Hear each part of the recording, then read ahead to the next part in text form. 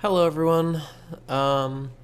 Just streaming again. I wasn't necessarily planning on making multiple streams for this one, but seeing as how this episode is longer than I remember it being, we'll keep going with it because I want to make sure it's done before like kind of summer really kicks in. So let's test the volume here. I'm going to ink black base. Okay. Let's see. Test the volume here. So the volume's fine there. Now what about continue? Let's see. So the volume's fine there. Now what about continue? Okay, I think the volume's good. Honestly, not. I think. Let me just test one more time. Like listen to one more. Sorry for the overlap. I'm just trying to. Okay, I think the volume's good. Honestly, not. In the middle of the Space Center bombing trial, we had another bombing incident. Oh, we went through this last time, but we can do it again. This one destroyed Corp number 4. Furthermore, Apollo suffered massive injuries from being there when the bomb went off. So here's the deal. Okay, actually, I'll add this whole thing. Unfortunately, Juniper Woods was fingered as the courtroom bomber.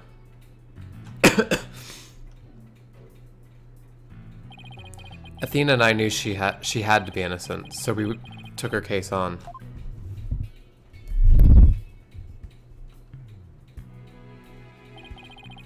We managed to clear Miss Woods' name.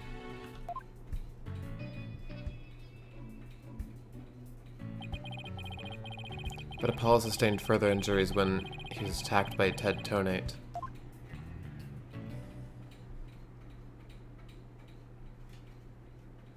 Okay, so here's the deal here. The trial portion of this episode that we did last time, 2 days ago, was before the first episode where the bombing happened. This now, in the investigation portion and stuff and like what follows now happens afterwards. So now we're at the current time, you know, we're fully caught up. Everything is hunky-dory. You know, we're not in the past anymore, we're not memories. This is like real time now. Okay. December 19th, 3:21 p.m. Right, anything agency. Apollo's a tough guy, but this is taking its toll on him. Yeah. Poor guy being attacked by Tonate like that on top of all his other injuries. Apollo's resting at the nearby Hickfield Clinic. I've had some experience at that place myself. What an awful turn of events. I never thought he'd land in a hospital of all places.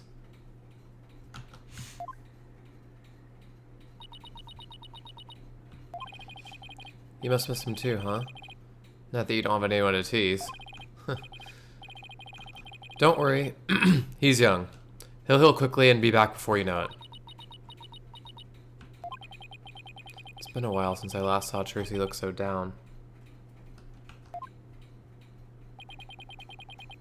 We won the court case, yet nobody feels much like celebrating.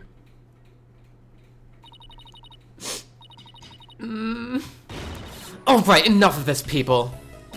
This is no time to be moping around. Now dry those eyes, both of you. You're the only one who's crying, Athena.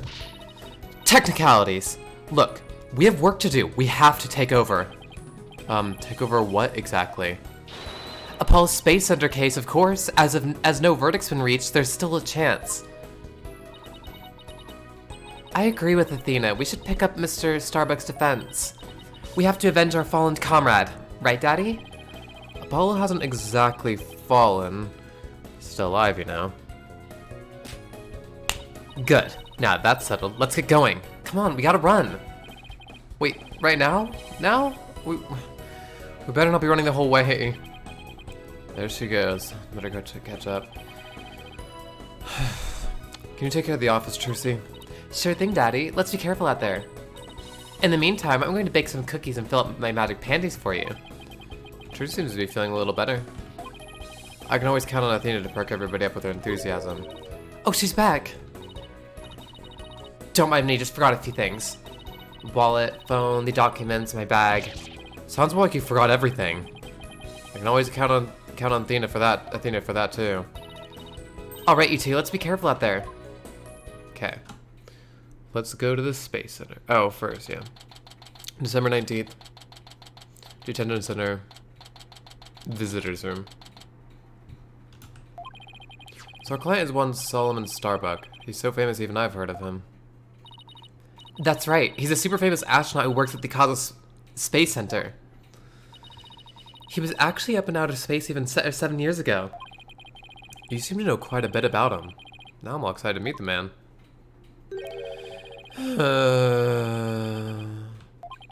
Wow. That was the longest sigh I've ever heard. Apollo told me all about you. You're Phoenix Wright, Apollo's mentor, right? Yes, that's right. Mentor has a nice ring to it. Don't worry about a thing, Mr. Starbuck. Mr. Wright and I have got you covered. And you're the new kid that Apollo told me about. Wait, don't I know you from somewhere? Huh? You mean other than at your trial? I don't think so. I guess so. My mistake. My memory isn't what it used to be. My mind and body are kaput. Same goes for my life. I mean, I'm so astronomically unlucky that I had a bomb go off in the middle of my trial. Trying to defend me would be like trying to either enter the stratosphere without a spacecraft. Yikes. He's seriously got to stop depressing himself. Cheer up, Mr. Starbuck. Besides, that thing you said about entering the stratosphere, that just means we'd shine like shooting stars, right? Like shooting stars, huh? You know, you're right. Why didn't I think of that? After all, it's why we were all put on this earth to do, right? To shine like stars. Guess I shouldn't mention the fact that shooting stars burn out in a flash. Oh yeah, here we go. 3, 2, 1. To the stratosphere and beyond. Yeah, I feel alive now. You can go ahead and ask me anything you want. Is that really all it takes? The case. So you have no memory at all of the incident?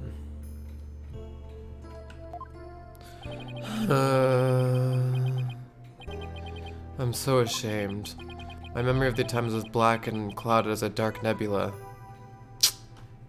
Okay. No problem, we've worked with bad memories before.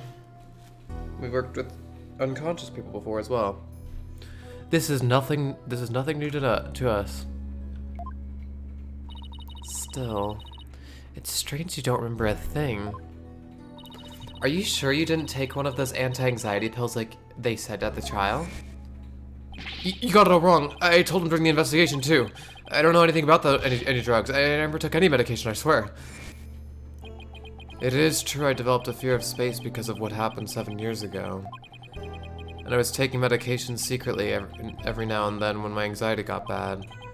Having a fear of space is not something an astronaut can brag about, you know? Oh, the so-called Hat 1 miracle? That must have been a terrifying experience. But I'm still an astronaut at heart, come what may. I would never take drugs that might impede my performance just before a launch. That launch meant everything to me. That's more certain than the theory of relativity. He seems like a completely different person now. This is the face of the astronaut I know.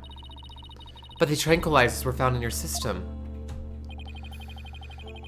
Yeah, see, that's the thing, but I don't know why I'm done for. So he might have been drugged without his consent.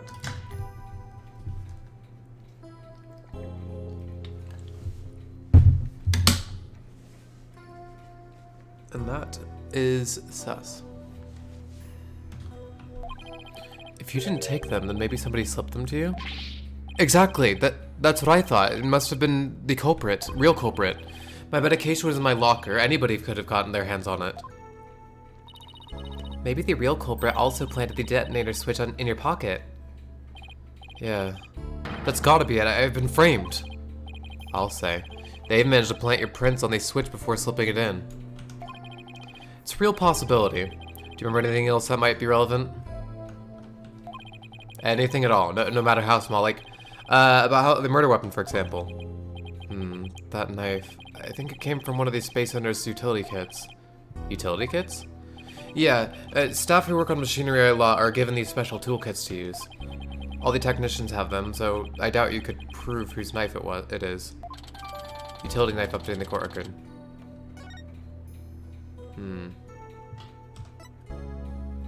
The hat one miracle. Alright, sorry, the HIT one miracle. I said the hat one last.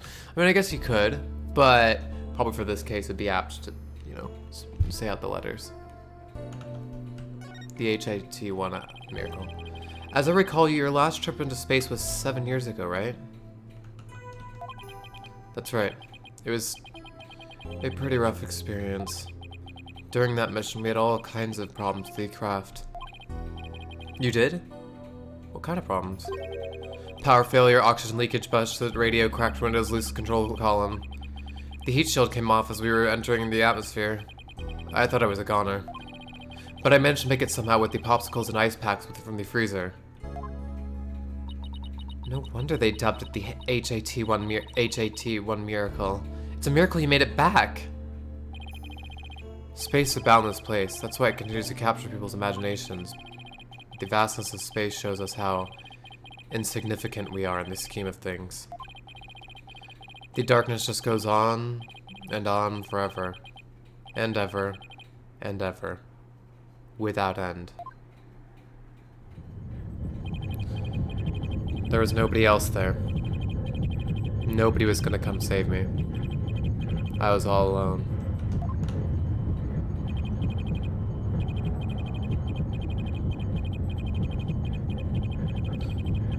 Hey Nick. Oh, open space.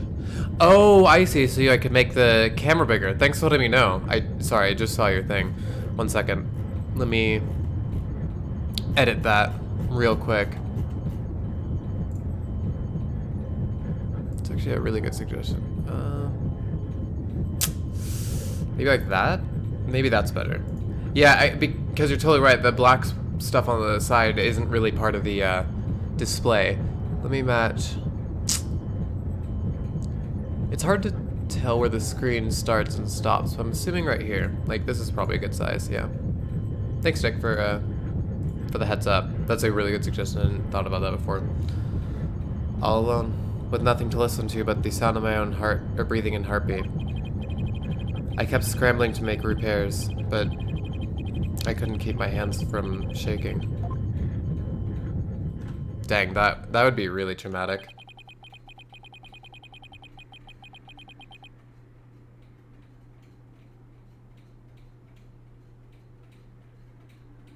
Yeah, thanks, dude. Are you and Kyle playing some Val right now? And I'll be around later as well, just to let you know. For playing stuff, yeah. An experience like that would make anybody afraid to go into space. Yeah, for real. That sounds terrifying. Outer space.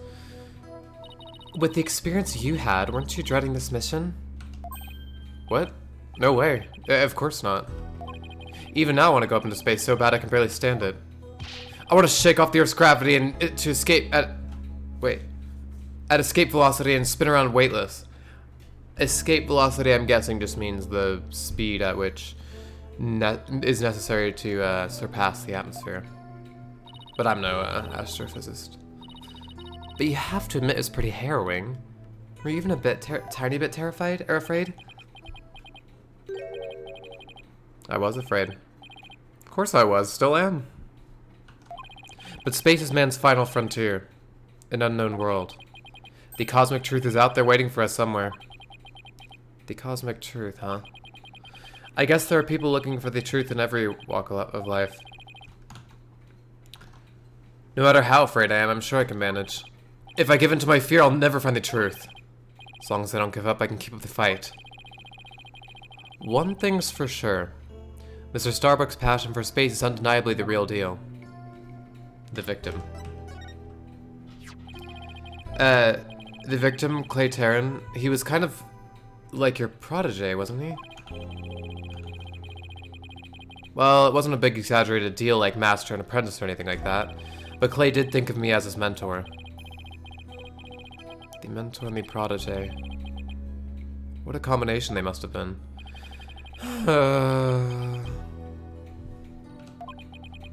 With his encouragement, I knew I could get over my fear and go back into space.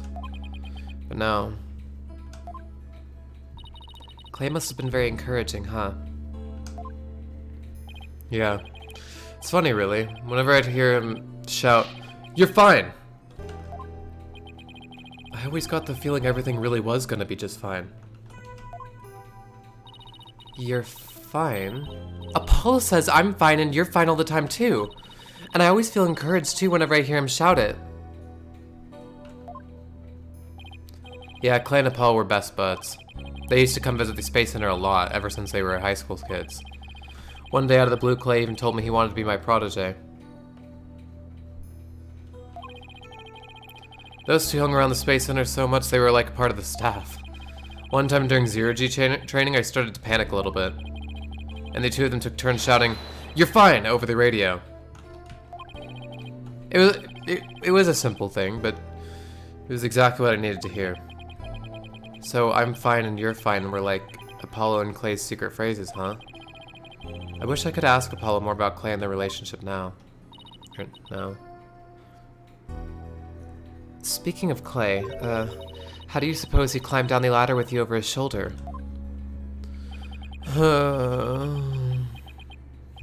Sorry, but I can't even begin to imagine.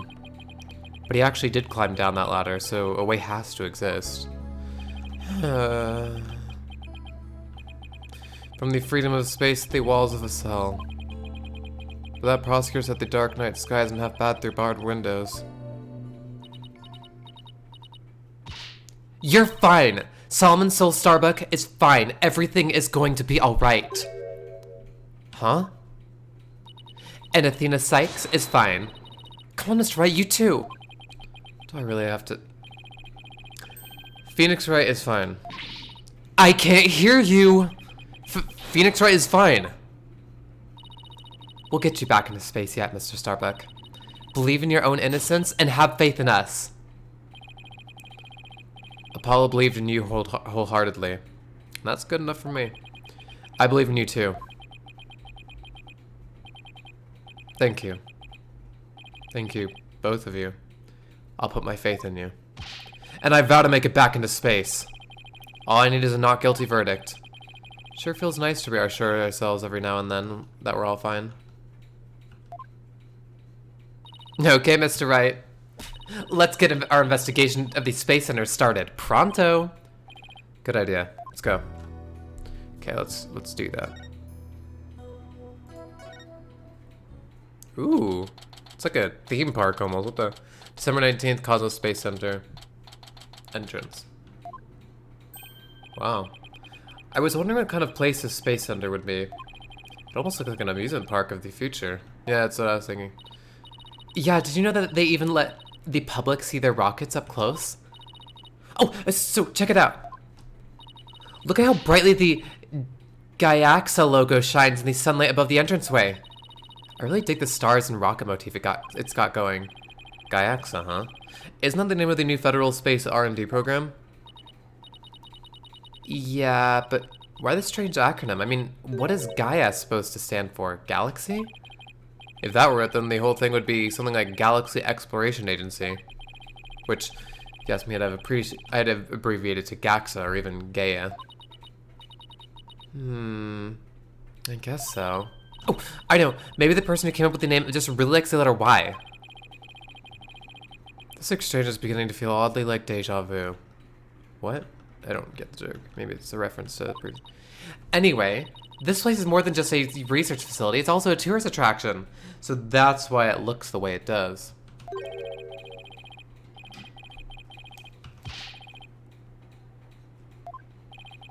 Tourist attraction? Don't make me laugh. It's a monument to the human race. Galactic Scooter, Full speed ahead. What the?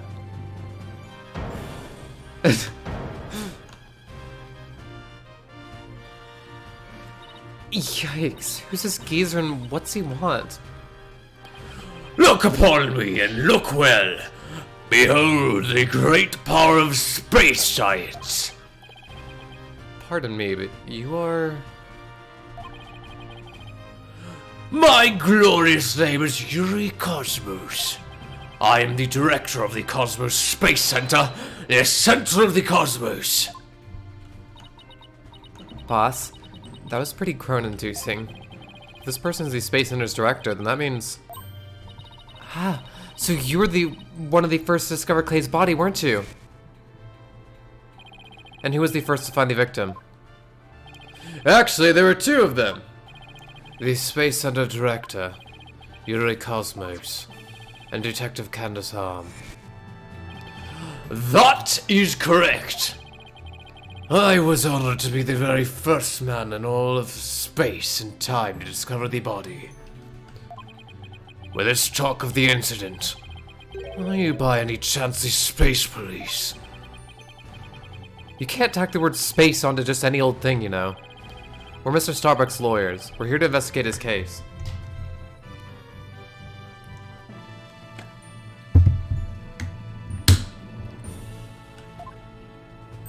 Oh, and we're Earth lawyers, by the way. I see. Yes, I've heard about you.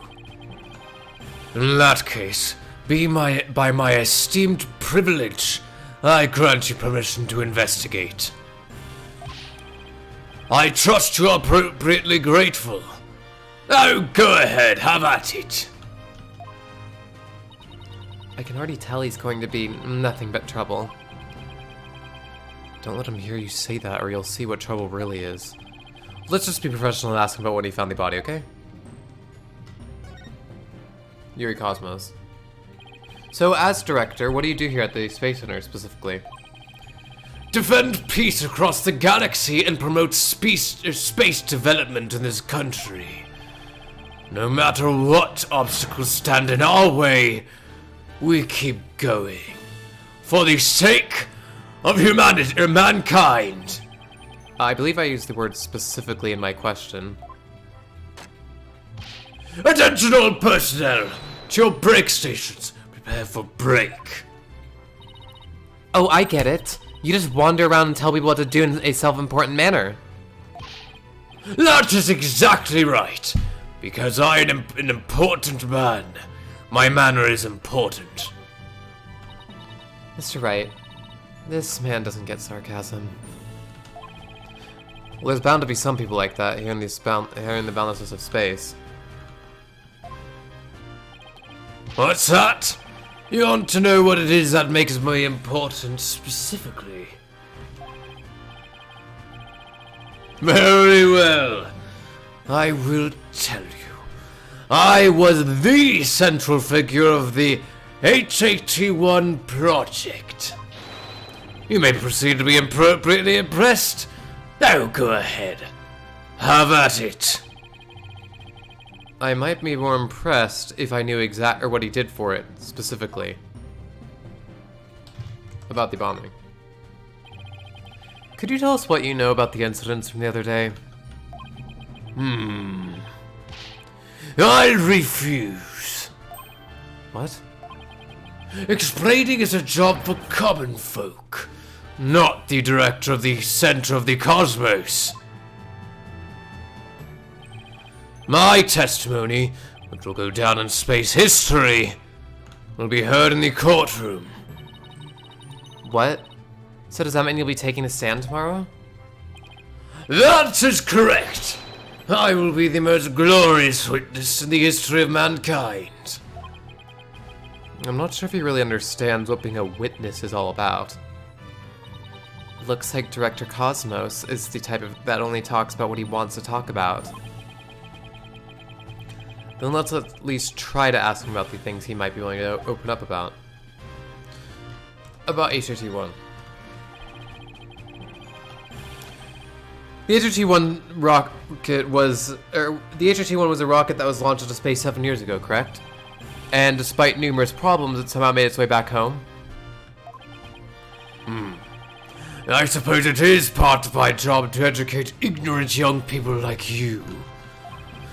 Very well, I will impart to you the complete story of the HAT-1 project. Oh, thank you very much. HAT-1's noble mission was to collect samples from an asteroid, and Mr. Starbuck was the pilot for that flight. Eventually, the HAT-1 reached its planned orbit, from where it launched the Hope probe towards the asteroid belt. Wait. Hold on, I need to process this real quick.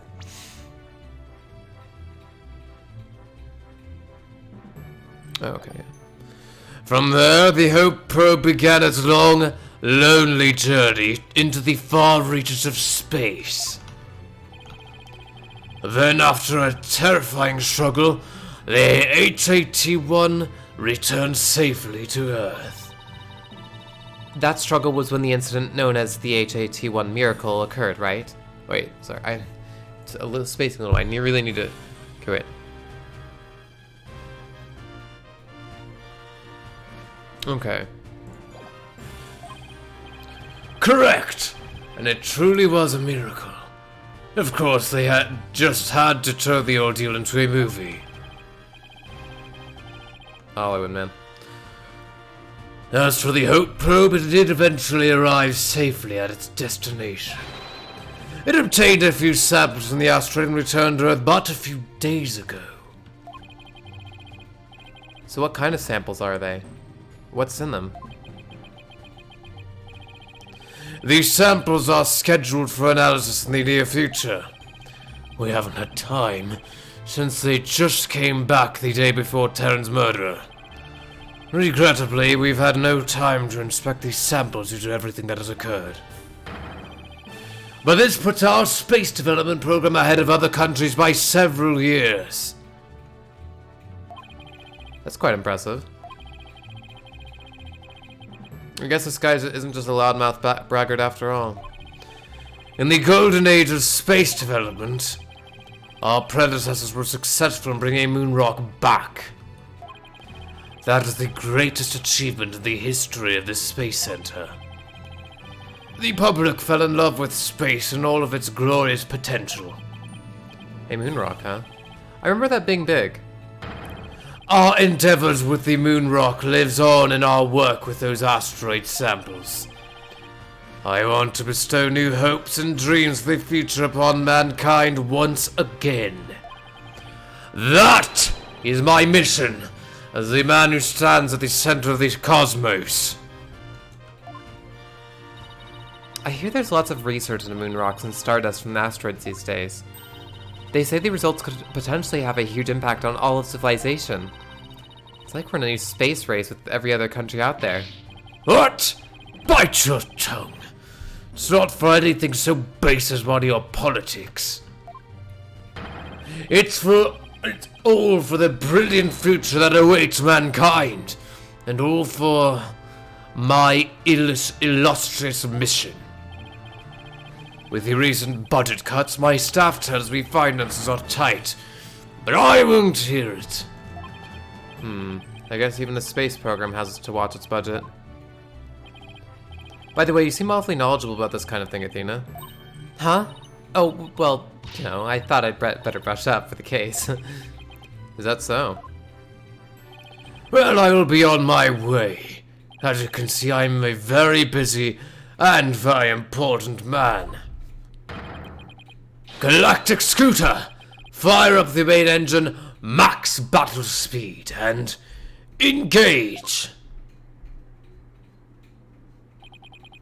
That thing is surprisingly fast. I guess we'd better get going too. You bet. Let's make it so. Okay.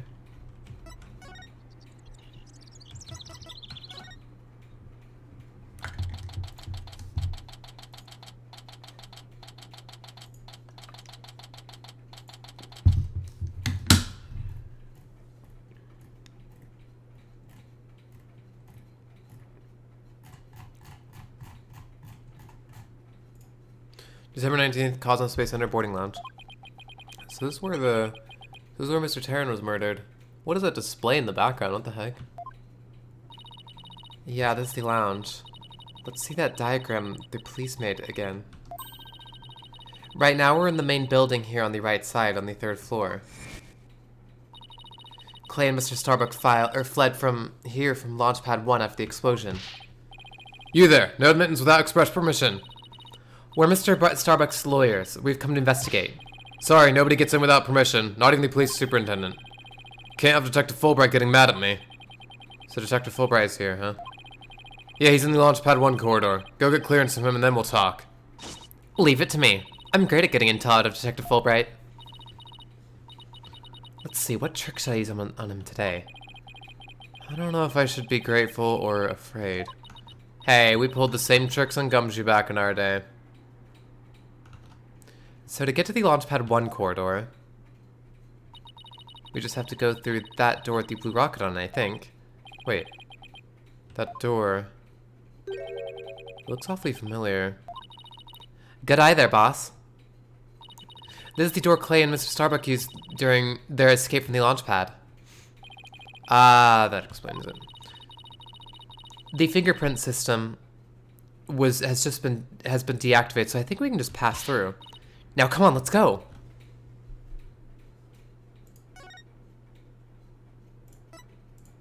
Launchpad 1 corridor, let's go. December 19th, Cosmos Space Center, Launchpad 1 corridor. So this is it, huh? This is the corridor the two of them used in their escape. Yep, this is the only thing connecting Launchpad 1 with the main building.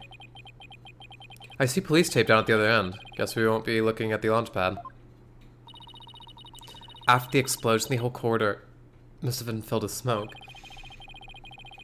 And the launch pad itself was probably a sea of flames. Must have been pretty scary for them. Now where could Detective Fulbright be? Hey, I think that's him over there. What should I do? Which path is the path of justice? He seems to be lost. That's funny. This corridor's a straight shot. Huh? Ah, it's you lawyer people. Welcome to the Space Center. Enjoying a relaxing day off, are you? Here for a little rocket sightseeing? We're here to investigate the scene. Same as you. Do you have any info to share?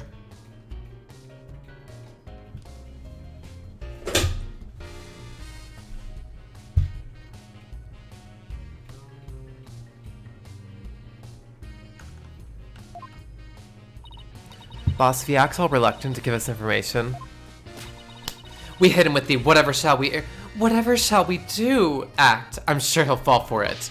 Got it? Are we trying to catch the unruly family dog here or something? Info on the case, huh? Alright, I'll gladly share some with you. Huh? What just happened? Detectives and lawyers seeking truth and justice side by side. I like it. Just take whatever you want from me, you info bandits. I'm in a generous mood today. I don't know. There's something weird about Detective Fulbright today. Well, we need information, so let's just run with it. If you say so. The crime scene. Detective Fulbright, could you give us permission to investigate the crime scene? There's an officer on guard and we can't get in. Oh, whatever shall we do? That's an easy one. I'll let them know over there to let you in. Investigate to your heart's content. Take a week if you need it, a month even. Shall I have some snacks delivered? One of my men gives a mean neck rub. No, that's okay. But thanks. Definitely not the Fulbright I know. Detective Fulbright is acting sickeningly sweet. It's kind of gross, actually. Do you think he hit his head or something? Who knows? Whatever the case, it's making our lives way easier.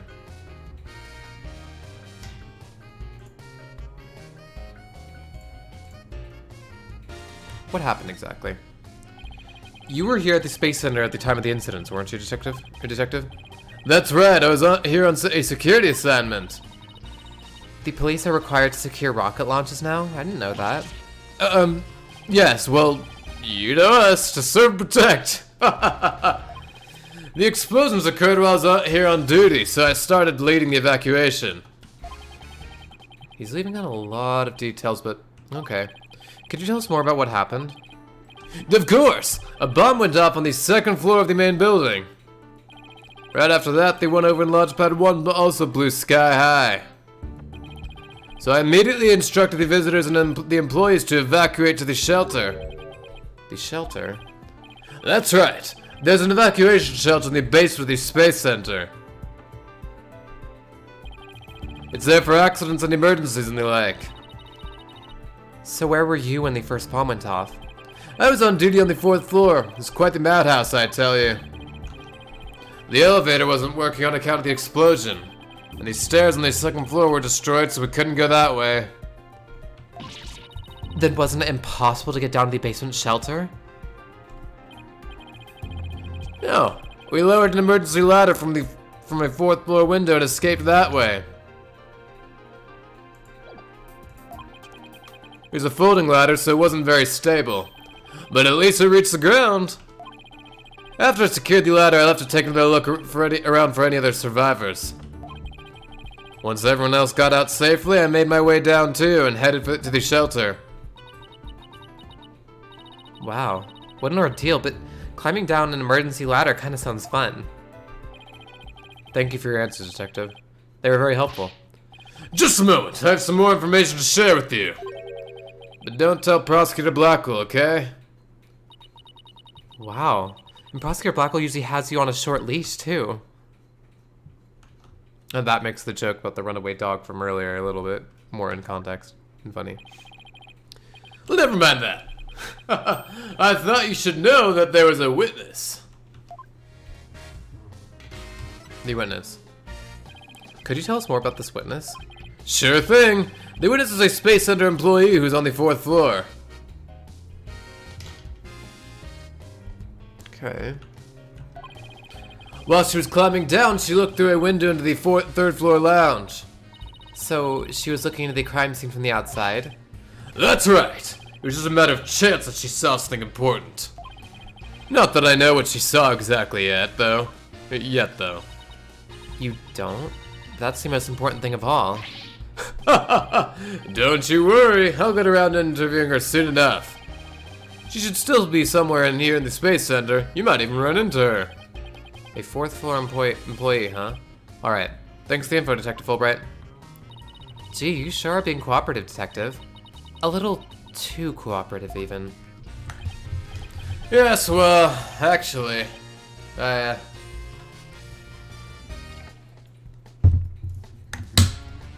One moment, peeps. I'm going to take a quick stretch break, because I haven't stretched all day.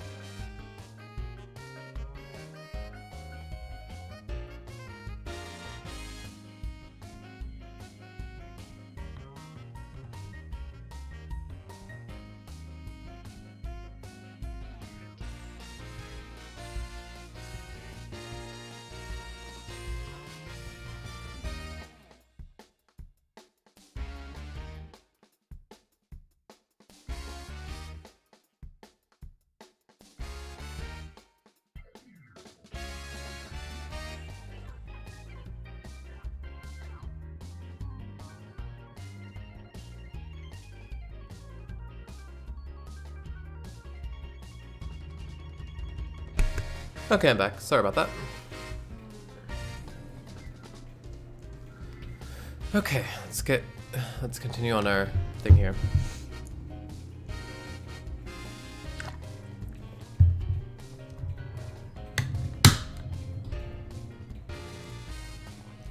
Yes, well, actually, something you can't talk about. Yes, something like that. Anyway, never mind. Don't worry about me. Well, I'll be on my way now. What was that all about? Something is definitely going on. I'm going to get out of him the next time I see him. Okay. I'm not so sure he'll talk about it, though. Well, we have permission to investigate now. Let's head back to the boarding lounge.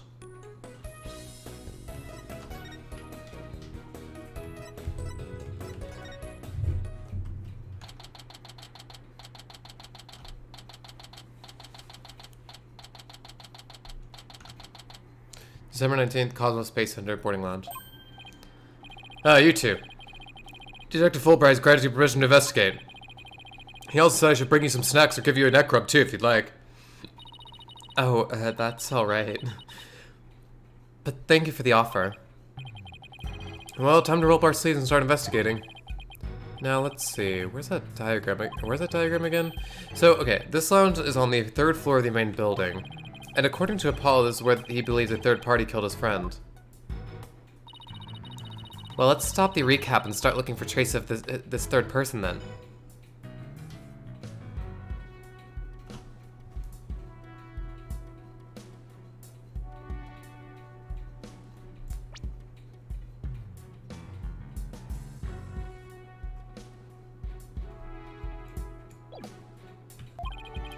You read my mind, Athena. We'll make that our first priority. There's just one problem, though. This room... it's just so big. Don't worry, we can use this to help us. A space center pamphlet? For tourists? Yep, I picked it up at the entrance. The maps inside should come in handy. Let's see. Yep, here it is. Map of the lounge.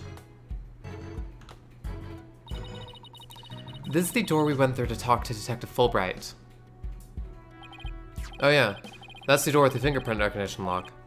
Well, I guess this map will make things a little easier. Space Center pamphlet added to the bargain. Yeah, that will be helpful, actually.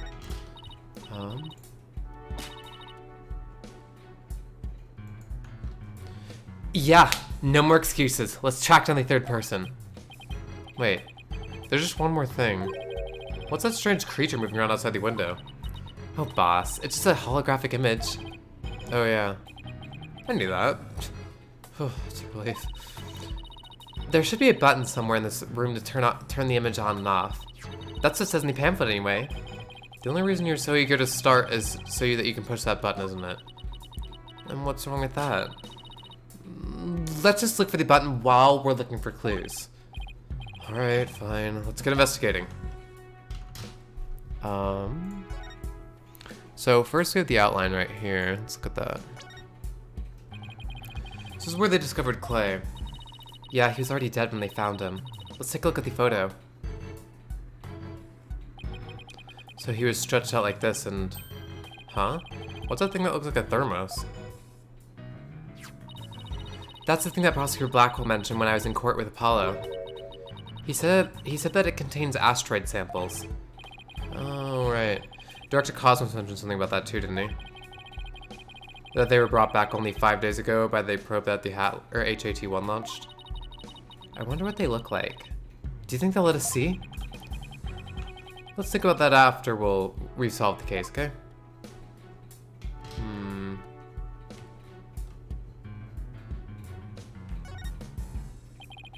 No matter how I look at it, all I can think of is torture device. But I guess it's a training device for getting used to zero gravity. Uh-oh, Athena has an odd glint in her eye. Is she thinking about trying the thing out? I should try to stop her. But I'm afraid she'll just outmuscle me. Hey, Mr. Wright, look at that up there. Oh, I didn't even notice that, actually. Some kind of fragment? It's stuck in tight. Oh, so that's what the glint was all about. That color looks familiar. I think it's part of an oxygen tank. I think you're right, but if that's here, it means Clay's tank ruptured after they arrived at the boarding lounge.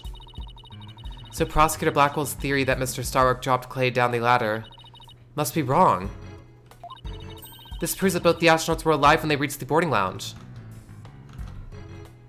Wait.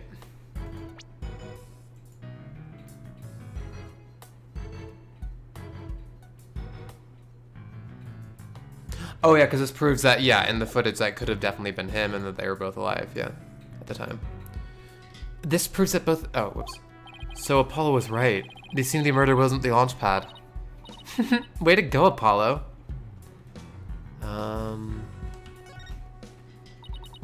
A window. That's right next to the holographic image, too. I bet it's here to help people see the stark contrast between reality and virtual reality. Way off. It says emergency ventilation, you know, to clear smoke from a fire. See? It's pointing out the virtual insanity of reality. What?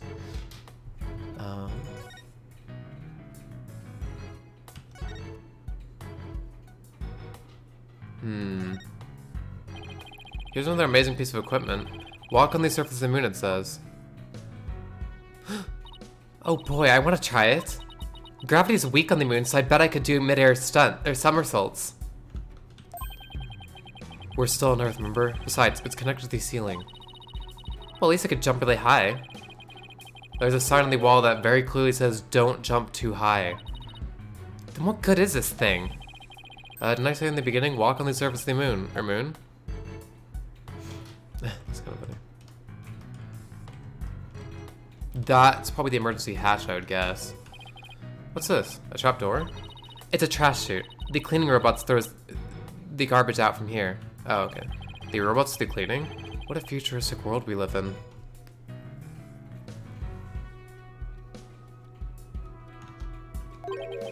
I just hope they don't revolt like they do in science fiction movies. No way. All the robots here are very nice. Actually, wasn't that one in the Launchpad 1 corridor? We can go say hi to it if you want.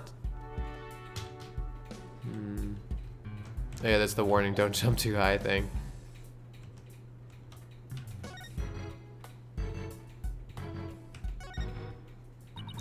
Let's see, this door is... Where's that pamphlet? Here we are. It's the door to the corridor that leads to Launchpad 1. We went through it earlier when we went to talk to Detective Fulbright. So I guess the security lock must be disengaged now, right?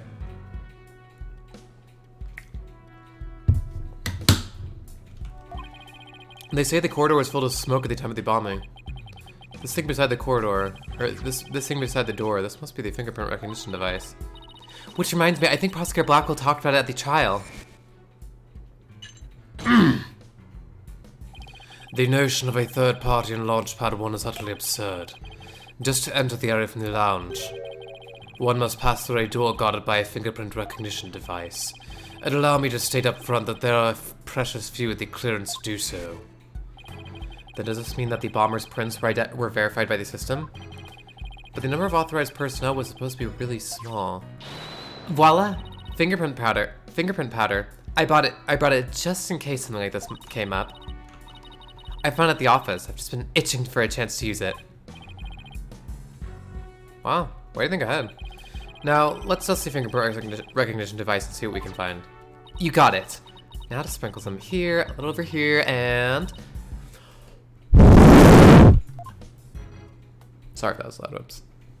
Just trying to really get... Let's see what we have here. Oh, we got something! It's only a single set of prints. Isn't that a good thing? Sure wish we could figure out whose prints these are. Although I doubt we'll be so lucky as to get the culprit's prints on the first try. Well, I'm willing to bet that Detective Fulbright has some fingerprint data. Right, and there's the security footage of this door, too. Yes, here it is. It came up in court the other day. I wish we could see the part of the footage just after this bit. Oh, because that would be right before the murder, wouldn't it? Let's ask the detective. With the mood he's in, he'll probably show it to us right away.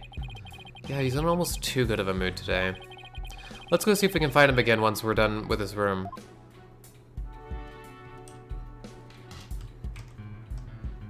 mean, we kind of already just inspected this. We could check it again. Oh, let's check what. So this is the fingerprint recognition device. I guess you put your hand on this hand mark. Well, I guess when you can try.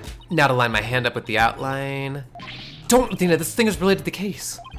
Get your prints all over that, and the next thing you know, you'll be named a suspect. How can you be so cruel to a little girl like me? I'm not buying those tears, Missy. And there's like an emergency button over here or something. I wonder what this big knob is for. It looks like the knob on a stove. Well, it's the same shape, but I think that's where the similarities end. I mean, it's behind a glass pane. What kind of stove would require knob security like this? Well, the knob is straight up and down, so if it was for a stove, the burner would be off. Right. Right, if it was for a stove. Still, I wonder what it's really for. Something turned on by a knob that's not a stove? How about a rocket engine? If you had to start the engine here, the rocket would take off before you could get in. Then I guess all we can say for now is that it's a mystery knob. But is it the astronauts that start the rocket itself? I think it's like the crew, right? Like in the, like I don't know. I'm not an expert in this, so I'm not sure. But I guess the point being, if you started the rocket from out here and then got in, yeah, you would take off where you could go or get in. Oh, I just noticed something in the glass. That's very clever. I'll comment more on this when we investigate, but the crack right there in the glass, if you guys can see it, it almost looks like a web in the design, so it's really easy to miss. Like, it almost looks like a cobweb of some kind, with the whole, like, fall, like, Halloween-y kind of looking aesthetic. There's some pretty futuristic looking furniture over there. I never noticed that the first time, or the other times. This one. According to the pamphlet, those are no ordinary chairs. They're like amusement park teacup rides. You can power them yourself, it says. If you spin the table, your chair spins too. Why would anybody want to have something like that here? It's for astronauts who have trouble with the device on the ceiling. No vertical spins. It says it's a training device that's easy on the eyes and on the body. Could a person really call themselves an astronaut if they can't handle 0G?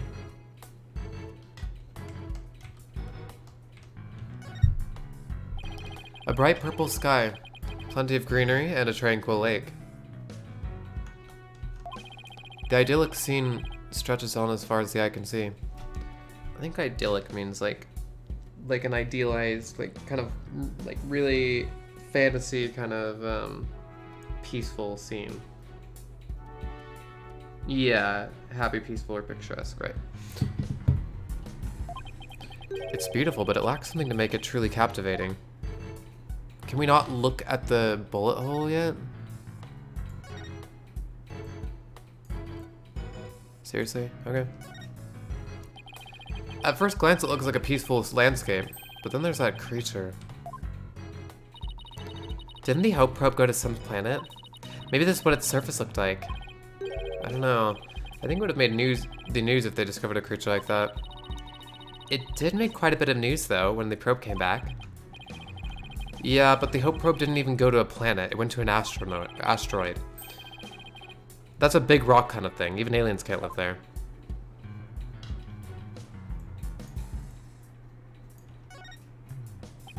So it looks like there are 3 doors that lead in and out of this room. Let's check. Drum roll, please. Ta-da! The Space Center pamphlet. We're here at this place that says Boarding Lounge 1. Here are the 3 doors. Let's call them Lefty, Righty, and Downy. People usually say West, East, and South. In a case like this, you know. Details. Anyway, take a look at the west door. Oh, so it's perfectly lined, okay. That door with the rocket icon leads to Launch Pad 1. I know because it says here on the map Launch Pad 1 corridor. So that's where we were with the detective. It was filled with smoke after the explosion. Right. Next up, the right-hand side of the map, or east, in your world. That's the door with the satellite dish icon to signify communication, aka the control room. Yep, definitely says control room. Looks like it has another door on the opposite side. They communicate and exchange information with rockets and probes in space from there.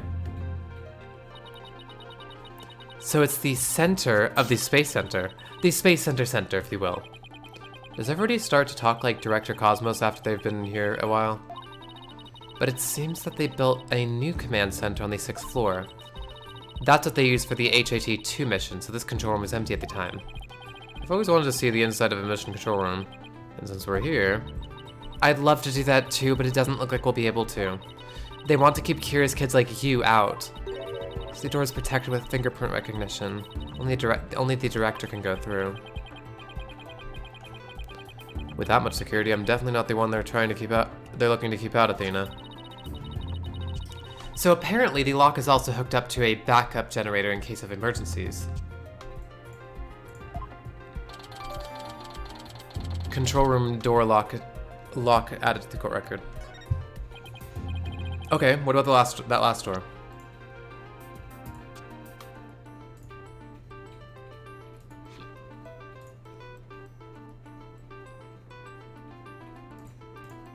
So the lock itself can work under emergency services. That'll become important, I believe. Sure. Okay, what about the last door? This lower door? And this lower door. Oh, excuse me. I mean, south door. It leads to the elevators. This is the door we came through when we entered this room, right? It's kind of a cool diagram. Yep, and of course there was no fingerprint recognition device, so it's open to anyone. But the elevators weren't working at the time due to the explosion. Well, that's about it for the 3 musketeers of the boarding lounge. Thanks. Understanding the layout of the lounge should help us understand the case. That's why I thought we'd better have a good grasp of where all the doors go. Okay. Can we really not look at this bullet hole? Like, seriously? Wait. Feels bad.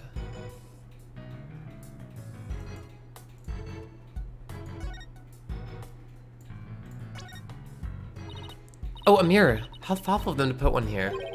Thoughtful. So the ladies can fix their makeup. One's appearance is just as important as in space as it is on Earth, you know.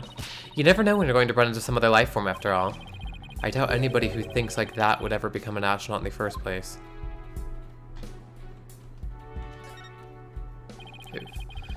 These are apparently oxygen capsules. They're for recovery after a training session. I wonder if they can change your voice. Testing, 1, 2, 3. Huh? Didn't do a thing. It's not helium, Athena. It's oxygen. Yeah, if a helium, like, you know, breathing in a balloon, like opening a balloon and breathing in. Yeah, that'll do too, but not just standard oxygen.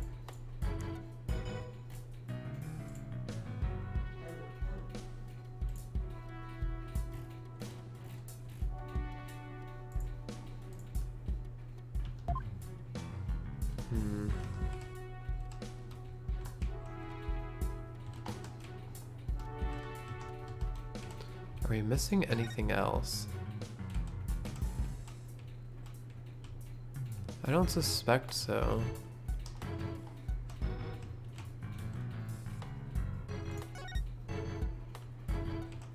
Wait, we're missing something here? Oh, okay. Oh, the grate. Ah. It's nice that they indicate when you're still missing something from that area. Oh, I need to close this. I don't want to have this open.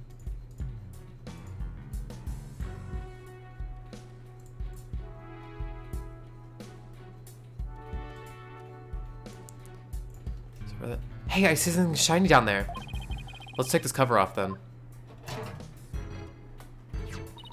What's this? It looks like a metal jelly bean. It's a bullet. It's really small, but it's a bullet.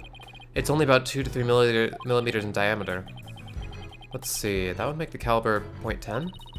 Caliber refers to the diameter of a gun's barrel, right? Yes, but I've never heard of a .10 caliber gun before.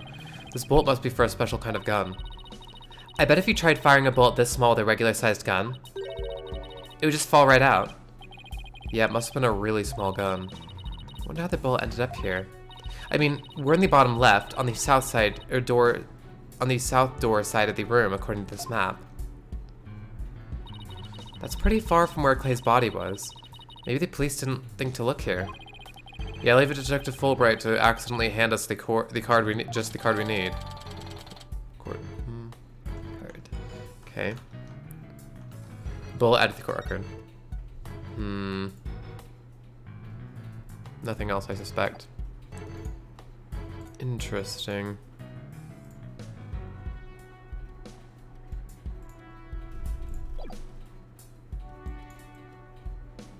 That bullet hole's still not relevant, I suppose. So, what about our notes? Search the crime scene, so we're still missing something. But what?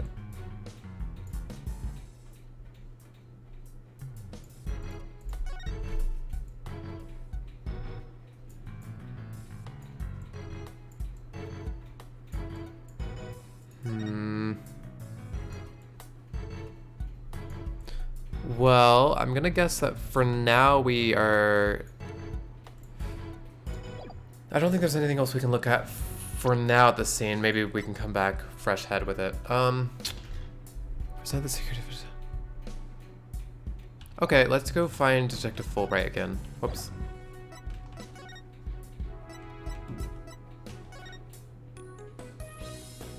Not here, huh? Oh wait, I guess we could look at the... Oh, we can't look here, dang. Maybe we need to talk. No. Usually those don't yield in anything. Can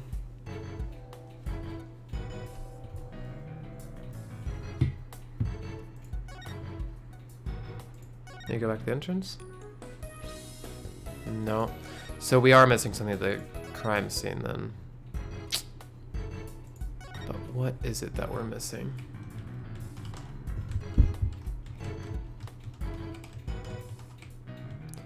Looking for the circle, looking for the circle, looking for the circle, looking for the circle. Okay, let's see. Oh, yeah, here. This must be the security camera that recorded the astronauts making their escape. Oh, let's commemorate this occasion with a love and peace. If you're done now, shall we move on? Yeah, okay. But just one more for the road. Peace! Very mature. Okay, so that didn't necessarily yield anything.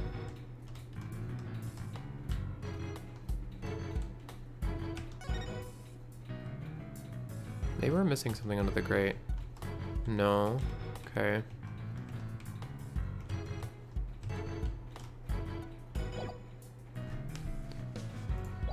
Is that the whole crime scene? Let's see. No.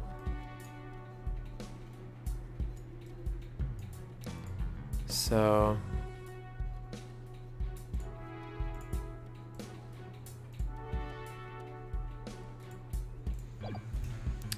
Okay, if another cursory glance around doesn't yield anything, then I suppose it would be apt to go somewhere else. Maybe we can...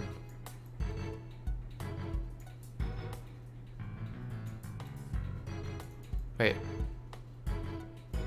Oh no.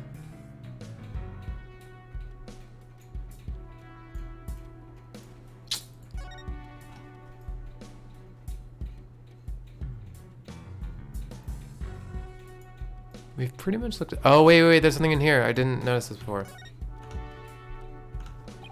There's some kind of panel with 2 buttons on it here. Just push it. That's the invariable principle of buttons. There are such things as buttons left unpushed. There are such things as buttons left unpushed.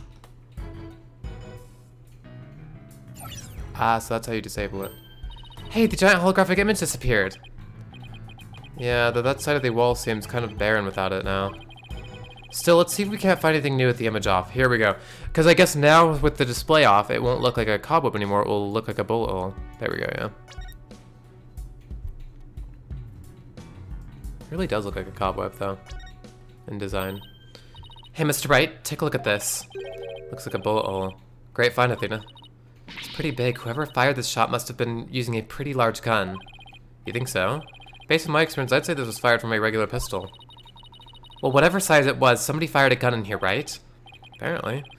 It's an important fact. Do you see a bullet anywhere? I'm surprised part of the display wasn't, I'm surprised part of the display wasn't taken out because of the bullet hole in the, you know, display or whatever.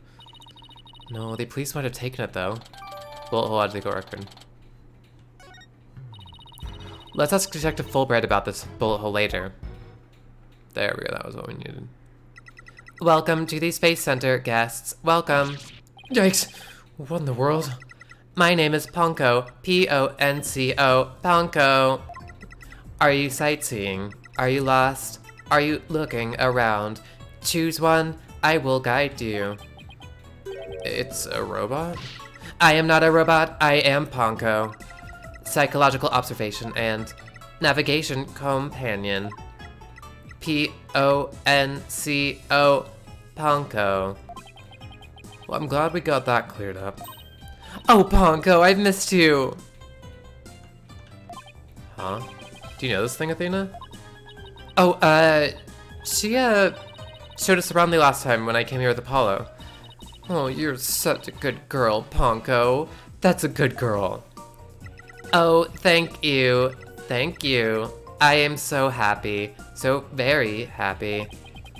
Wow, guide robot. It's pretty cool. My name is Phoenix Wright. Nice to meet you. I don't know you. I don't know you. Huh? Oh, does that hurt? Oh, she has to register people she meets for the first time. Please register him, Ponko.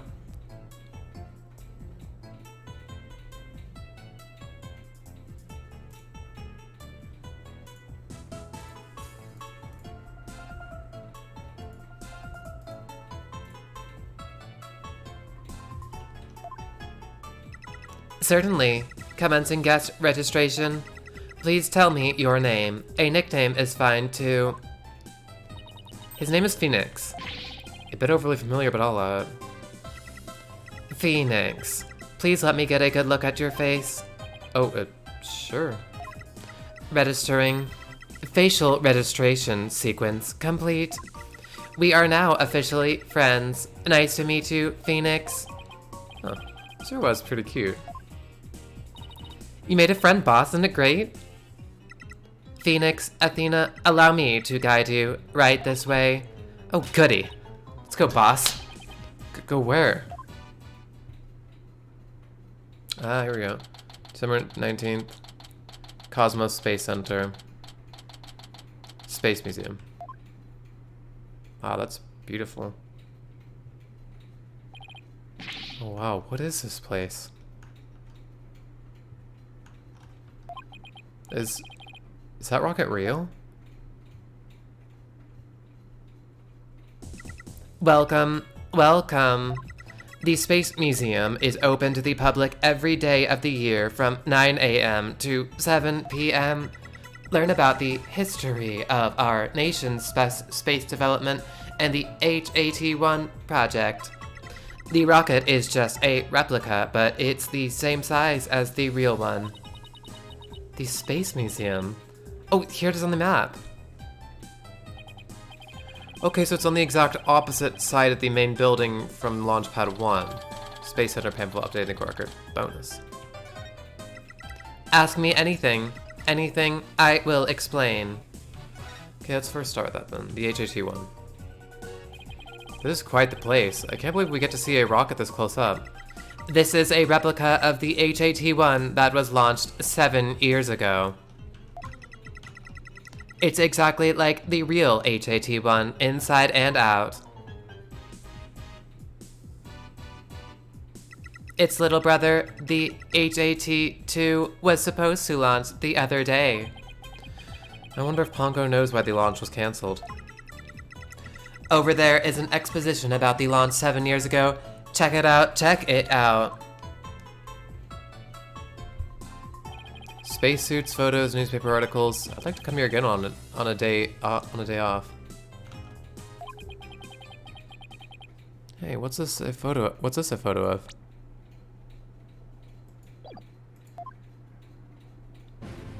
Oh. Phoenix, that's the staff of the HAT-1 project. Oh, there's Mr. Starbuck. He looks so young and so different. And that's...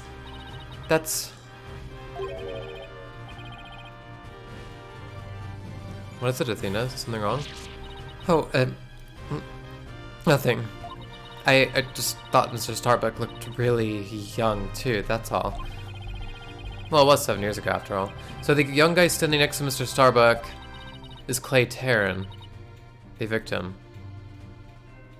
How old would Clay have been anyway? Let's check our things, because I think we can approximate how old Clay is by knowing how old Apollo is. 23. Oh yeah, they're both 23. Wait, so that's when he was 16? Wow, he was a prodigy. So they were mentor and protege even way back then. And he's even got one of these staff jackets. He looks like a regular staff member.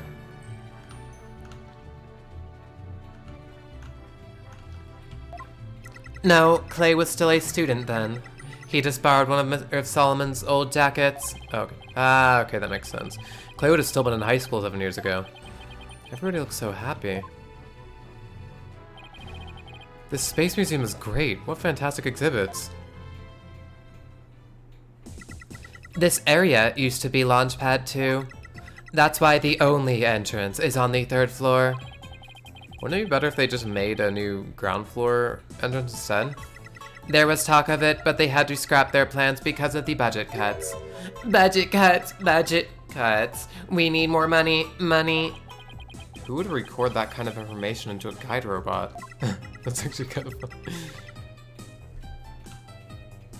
While it was in space, the HAT-1 launched a probe called HOPE.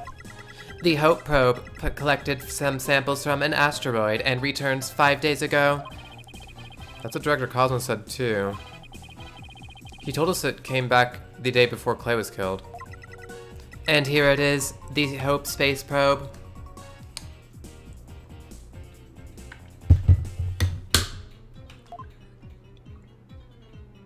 I think I've seen that logo somewhere before. Let's see. Oh yeah, the capsule that the victim was carrying. Oh yeah, sure, good memory. I think I had the same logo. I think it can be seen in the photo attached to the autopsy report. Maybe she'll give me some more info if I show it to her. Okay, let's do that.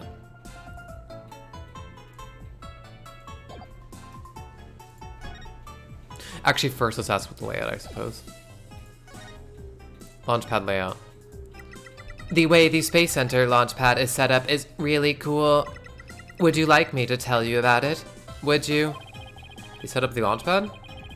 Go gentle, my spiky-haired mind. I want to know. I want to know. Phoenix wants to know too. Great. Now Athena's got a case of ponchoitis. Hooray! I will tell you then. The rocket is built inside the launchpad structure. When the rocket is complete, it's moved along with the launchpad over the rails and brought into position at the launch site. That's cool. Isn't it cool? Isn't it? We used to have a big budget, so that's how we could build it all. It's very cool. A grand setup that suits an important place like the Space Center. I guess everyone is hoping for a bigger budget next year. Myself included. I'm guessing the whole thing is operated from the control room, huh? That it is, but it can also be operated from the new command center too. Either way, the safety lock in the boarding lounge has to first be disengaged. I guess before a big move like that can be carried out, there are all kinds of procedures. Ah, the safety lock, right. Oh, I wonder if that's what the dial is for. I would love to see the launch pad being moved. When's the next one scheduled for? Searching data. All future plans have been put on hold. Because of the bombing and the murder, I'll bet. Which is perfectly understandable. Well, when was the last time that it was moved? Searching data. I'm sorry, that answer isn't in my answer database. I guess Pongo can only answer certain questions. Now let's ask for about the autopsy, I suppose. Ponko, do you recognize this capsule here on the top right? Checking registered data. I know, it's the Hope capsule. It was carried inside the Hope probe. It contained the asteroid samples, right? Yes, it was designed to store the samples gathered by the Hope probe. It's been stored in the safe in Launchpad 1 ever since it returned to Earth. It must not be removed. It must not be removed. Don't worry, Ponko. The people in charge already know what happened. They do? They do. I must ask them later. So the capsule's being kept in Launchpad 1, huh? Maybe Clay was trying to carry it to safety after the explosion. The Space Center staff must have been really excited to finally get the capsule back. It's a pity this incident occurred before they got the chance to check the contents. They got a chance to check the contents. Well, the police took it as evidence, so they'll have to wait a little longer.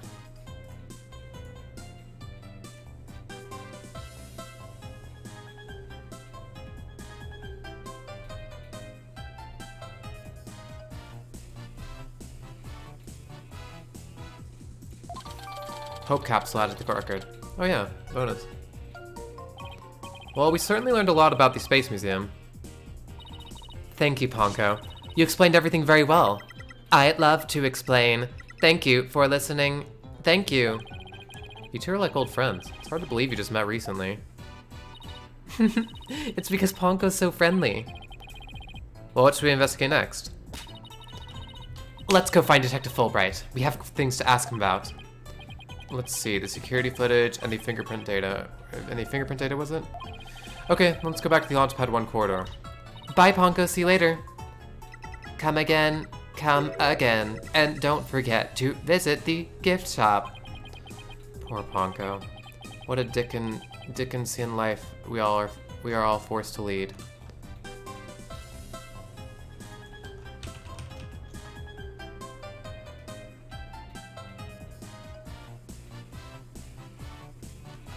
I'll have to look into that later. Charles Dickens, probably. Not that he was referencing.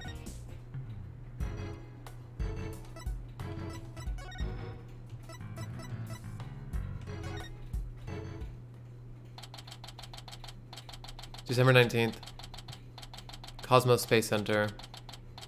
Launchpad 1 corridor. What should I do? Which path is the path of justice? There's Detective Fulbright. He still seems to be lost, even though it's a straight corridor. Let's hope he's still in a cooperative mood as well, then. I mean, I think it's more symbolically lost, probably. Like, the first time, it sounds like he's, like, unsure of what to do. If he doesn't cooperate, then I'll just have to use my powers on him. Okay. You mean that lady in distress bit? Bullet hole at the scene. We found a bullet hole in the wall at the crime scene. You did? Our team found that too. It's Detective Arm who fired that bullet. Detective Arm. That's right! A warning shot for the defendant. Was it really such a high threat situation that she needed to do that? I'm afraid I don't know the details, what with Detective Arm gone and all. Oh yeah, because by this point she's been murdered. But I thought there were two people who discovered the crime scene together. We already know Dr. Cosmos will testify, so tomorrow will be about what he knows. Hey, you're pretty smart. That's exactly what we're planning to serve as the main course. I hope it goes down easy. Main course. Fingerprint data. Detective, we'd like to run a comparison on some points we found in the boarding lounge.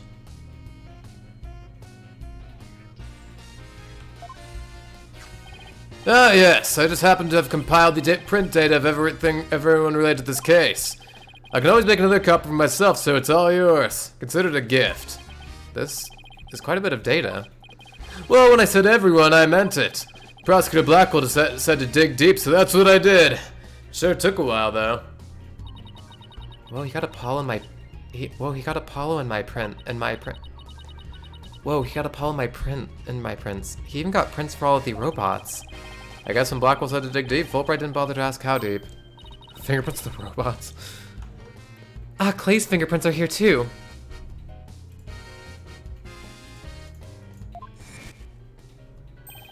I personally removed his glove during the investigation. We had to get his fingerprints to confirm his identity after all. I still can't believe you took off his glove to get his fingerprints. Yeah, well, you can't blame me for thinking they're important in this case. There are a lot of doors that require fingerprint verification in the lounge, so depending on his prints we find, it can completely change the tide for both sides. Makes sense. After all, the culprit's prints did get them past the fingerprint lock somehow. Oh, and take this picture. It might come in handy. Isn't this just a photo of the launchpad door? Yep, but Prosecutor Blackwell seemed really interested in it for some reason. Huh? What's so important with this door? Beats me, but boy, could you see the gears in his head go into hyperdrive at it. Sounds like this is going to be a major point of contention tomorrow. Hey, don't forget about the print comparison, boss. Right. Detective Fulbright, do you think you could run the test for us right now? You just leave it to me. In justice we trust. Okay, here we go. Well, it looks like it was Mr. Starbuck who opened that security door. He must have opened it when they went to go to the He must have opened it when they went to go board the rocket. His heart must have been full of hopes and dreams for his space adventure right then. Launchpad 1 door lock updating the core record.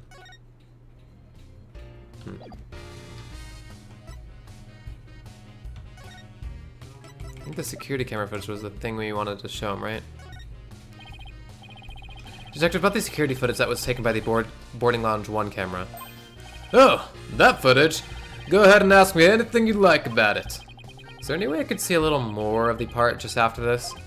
Easy as pie, I'd be glad to show you. Here we go.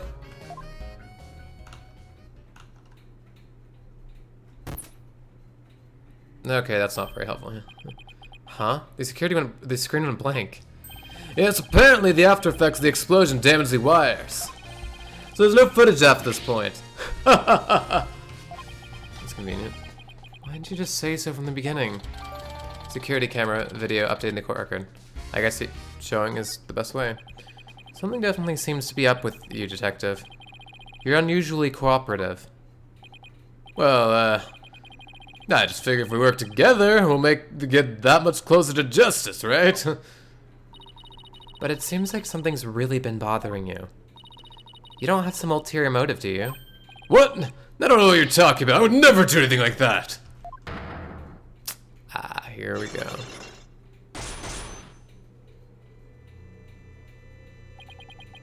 It's been a while, but those are definitely psych locks. Do you smell psyched? Something I should be psyched about? I'm gonna go fill my water bottle real quick. 1 sec, be right back. I will let you guys listen to the psych lock theme and jam out.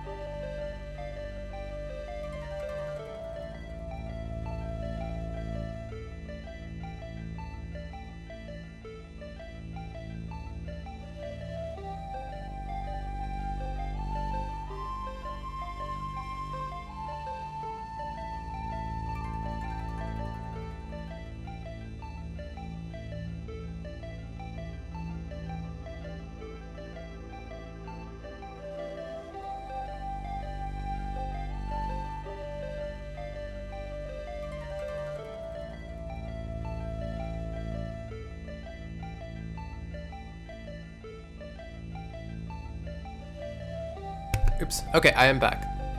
Let's see.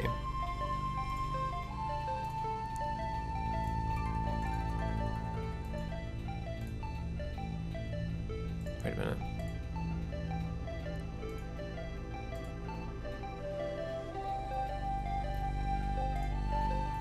Okay. No. Psychlock. It's a system of locks on these secrets in a person's heart. I can see when people are trying to hide those secrets by using the power of this Majotama. Presenting evidence can break those locks and reveal any secrets they're hiding. Mr. Wright, how much did they bilk you out for that piece of rock? I guess that means like how much did it cost?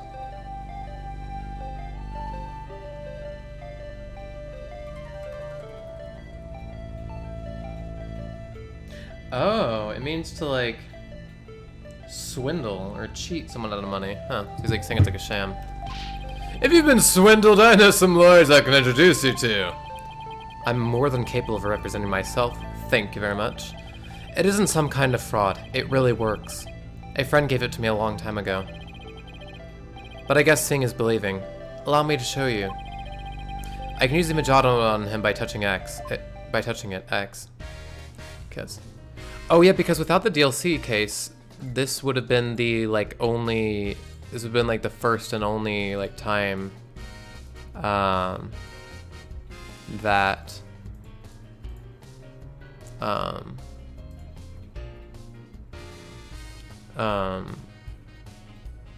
The Cyclops appeared with Phoenix, because Phoenix is the one they appear from. Like that's where they're surrounded with Phoenix, because he has a Majotama. Take that!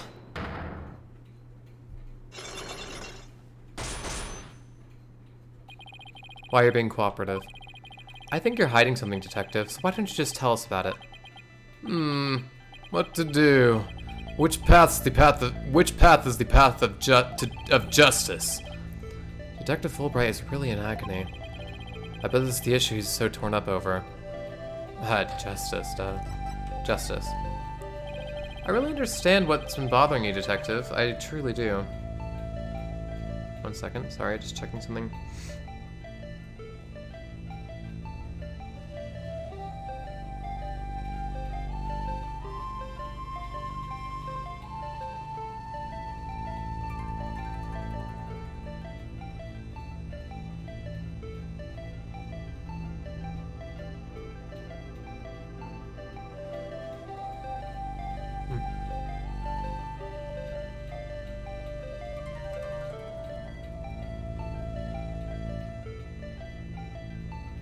Okay. Something happened that goes against your principles, isn't that right? No! I don't know what you're talking about! Until the explosions occurred, everything was just fine. Is that a fact? Yep, peaceful as peaceful can be. Everyone whistling a happy tune as they did their job. You never saw a more relaxed guard detail for a routine rocket launch. I don't think the guard detail was as relaxed as you claim as long as this exists. As long as what exists?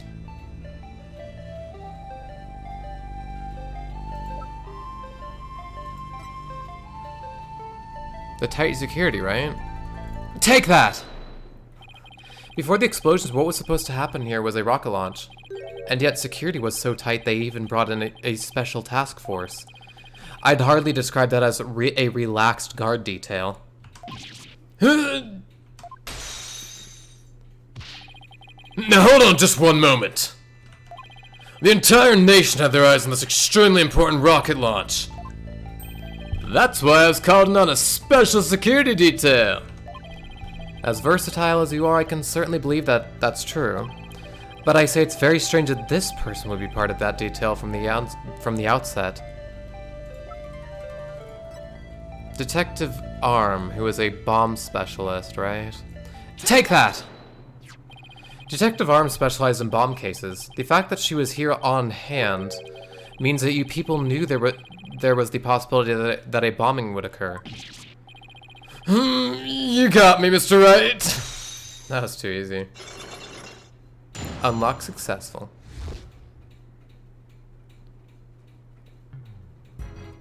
What you can't say. Alright, I concede, you win. Just as you say. A few days before the launch, they were warned about a potential bombing. But the plan to launch went ahead in spite of the threat. But why? What were they planning to do if someone got hurt or killed? Yeah, I know. The decision to move forward wasn't exactly just, was it? How was the warning delivered? By phone and directly to Director Cosmos. But the police department instructed everybody to keep it under wraps. That's a big thing to keep quiet about. No wonder you were so upset.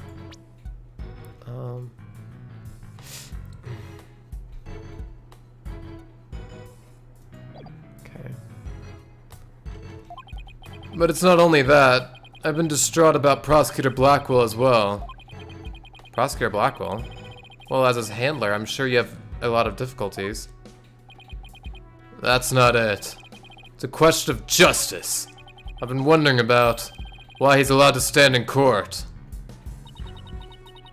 The reason he's still prosecuting? Detective Fulbright, please tell us everything you know. Prosecutor Blackwell. We'll talk to you folks about it. Would definitely be breaking the rules. Never mind that. What are rules but things to be broken, right? Well, to tell you the truth, having a prisoner act as a prosecutor is highly irregular. I think we guessed that much. So why is it being allowed? I've been wondering about it. So you weren't told why either, huh? No. I guess the order came from pretty high up the ladder. Yeah, it would have to. It would had to have.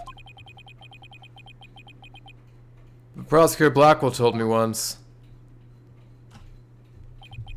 The hunt I've been on for the Phantom of 7 years past continues even still. 7 years past? A Phantom, huh? And not one of the friendly variety either, I gather. Haunted for 7 years. This Phantom of 7 years past. Any idea who or what he was talking about? Not a clue. But he seems to think that this Phantom is behind this whole incident somehow. Wait a minute. He thinks they may be connected to this case? Yep. This case has way too many similarities to what happened 7 years ago. For starters, that case happened right here at this very space center too. And in both incidents, a threat was issued via telephone. So that's why Prosecutor Blackwell thinks this incident is the work... So that's why Prosecutor Blackwell thinks this incident is the work of the Phantom? Well, that's not the entire reason. I mean, if you want to talk about 7 years ago... That's when Prosecutor Blackwell was found guilty of murder. That messy case is what started the whole Dark Age of the law. So you see how this Phantom and Prosecutor Blackwell's conviction might be related. Yeah, I can see why you'd think that. This incident and the Phantom, not to mention Blackwell's past, it's almost inconceivable that they would come to a head here. This might sound crazy, but Prosecutor Blackwell can't possibly believe Mr. Starbuck is this Phantom person, right? I mean, he was acting kind of strange during the last trial, and... Wait. Oh, right. The prosecution appears to be ready as well. Silence.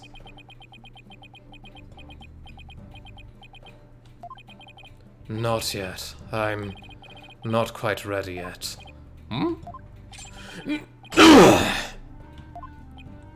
Oh! No, I doubt he thinks Mr. Starbuck is his Phantom. But I do get the feeling that he thinks the defendant has ties to them. Which is why he's acting so impatient. He's got a personal grudge against Mr. Starbuck. And that's not real justice.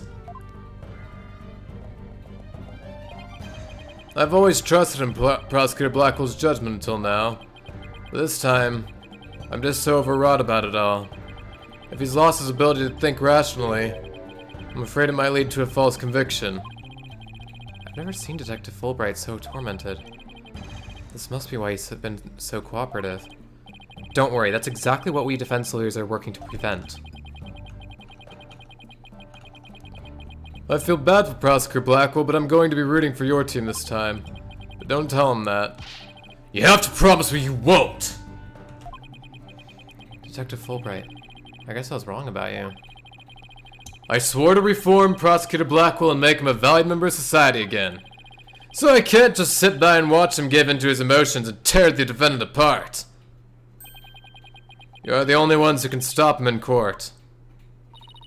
You really care and want what's best for Prosecutor Blackwell, don't you, Detective? Leave the courtroom to us. It's not like we want a guilty verdict either. I was hoping you'd say that. I'm really grateful to the two of you. To show my thanks, I'll give you another bit of information. It's about the eyewitness. I saw her hanging around the Space Center entrance a little while ago. Really? Let's go find her, Mr. Wright. Thanks, you two. I feel a lot better now that I've been able to get that off my chest. I'm going to work extra hard to find that perfect piece of evidence for you. In justice we trust on 3. 1, 2, 3. In justice we trust. Okay, later. There he goes. Wait, were we supposed to say in justice we trust back there too? Let's go see that witness now. Alright, the Space Center entrance it is.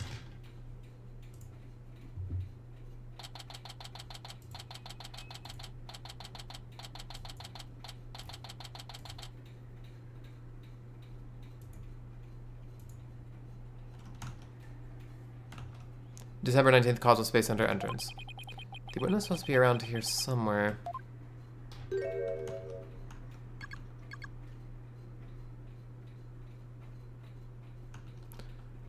Hello, hello. Uh-oh. Don't tell me the witness is a robot. Hello, come over here. Hello, hello. Are you sightseeing?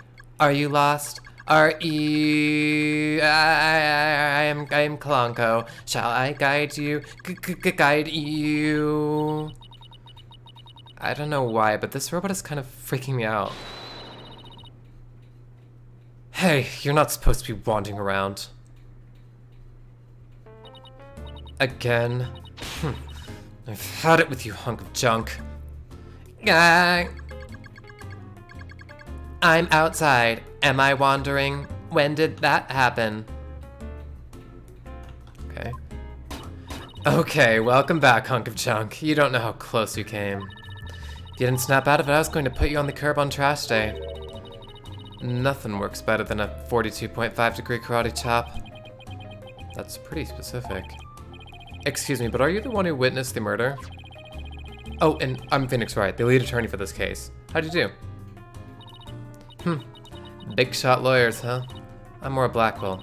I'm a researcher developing robots here at the Cosmos Space Center. Blackwell? Could she be? And this good-for-nothing robot is named Hunk of Junk. My name isn't Hunk of Junk. My name is Klonko. That's mean, Miss Aura. Quit complaining. Your model number is PONCO 2. But Miss Aura, everyone calls me Klonko. Quit your squawking already. No, what are you doing? No, don't. What the? There. I bet you won't be talking back now. I will obey completely. Yikes, I better watch that, or what wires I cross with this one. I get it, wires cross because robots. Your last name. Your last name is Blackwell. Do you have a relative in the legal profession? You are correct. Simon Blackwell, who used to be a prosecutor, is... Shut up. Only speak when I order you to speak. Simon is my little brother. You know him? Yes, we met him in court a few times, right? Right, Athena?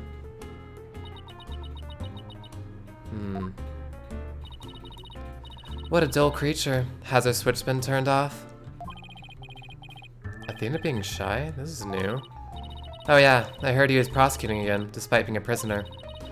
Why doesn't he just stick to solving disputes among inmates in prison, right? Hey, what do you think, hunk of junk? Oof. God, Miss Aura, that hurts. I'm asking you a question. Why don't you answer me, useless hunk of junk? But Miss Aura, you told me to only speak when you order me to speak. I told you never to talk back to me. You're worth more scrap. Robot abuse, hawk attacks, Black Wolf family life must sure be interesting. Well, do you have any other questions? Wait, of course you do, you're a lawyer. It's not like I'm on Simon's side or anything. I just want to get this over with. The witness. So, you're the person who witnessed the incident? That's right. I was on the 4th floor of the main building, in the robotics lab. The explosion disabled the elevators, so I lowered my emergency ladder like the detective leading the evacuation told me to. It was such a pain. Why couldn't they have used the ladders in the other rooms? Must have been a very troubling experience. Probably best to humor her here. Then, as I passed by the 3rd floor boarding lounge one window on my way down,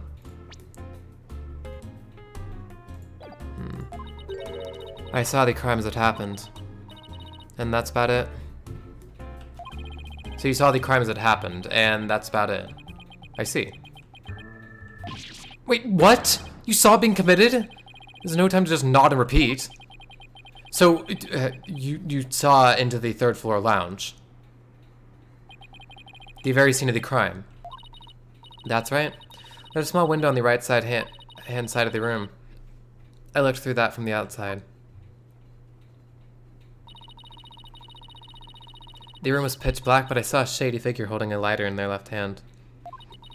And a knife in their right. That must have been the culprit. I mean, that must have been the culprit. Did you see who that person was? Of course not. The person was out on... Of course not. The person was out on that floor then, and there was only that tiny window. I see. But you did witness the moment of the murder?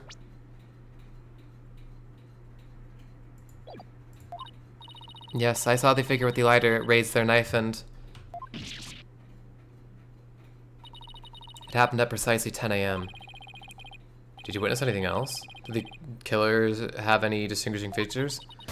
I already told you it was pitch black in there. Although, I did notice that the lighter the person had in their left hand had a pretty ornament on it. It looked like a planet.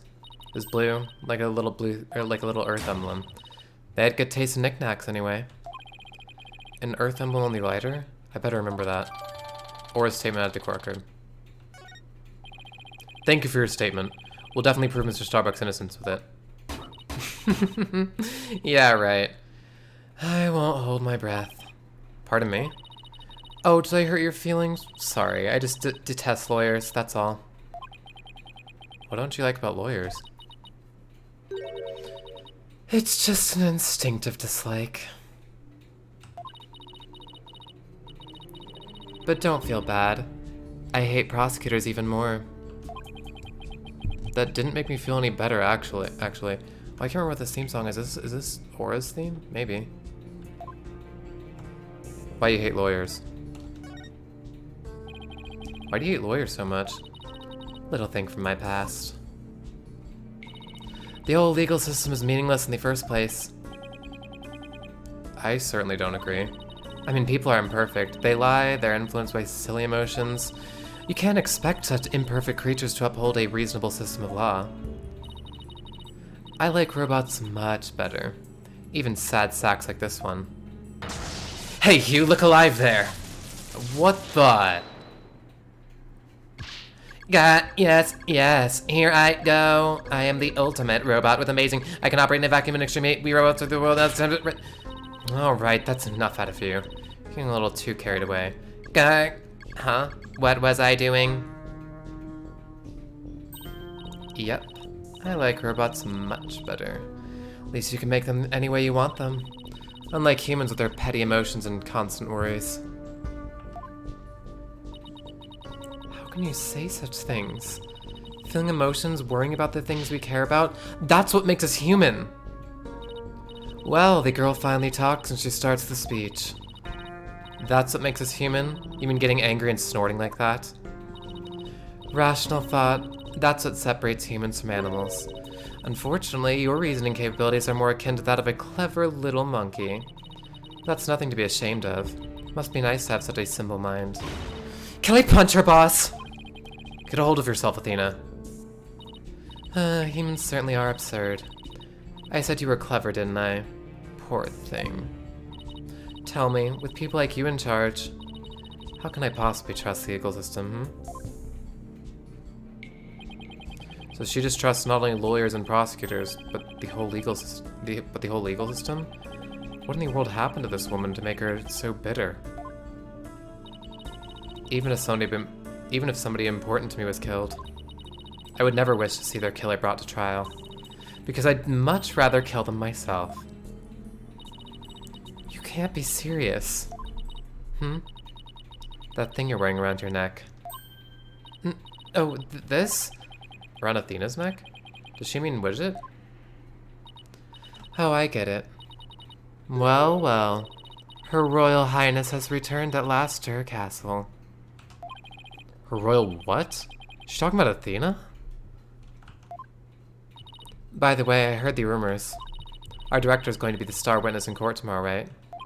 Director Cosmos? Yes, that's right. You poor things. You'd better be careful. That old man is a big liar and a huge braggart. What? He might seem like a bigwig, but the center has all kinds of problems. He has a lot of skeletons in his closet. But it's your problem, so why should I care?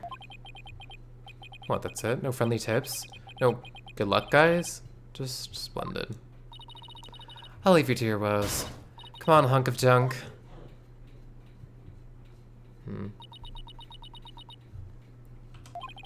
It's sad to me that she doesn't believe in our legal system anymore.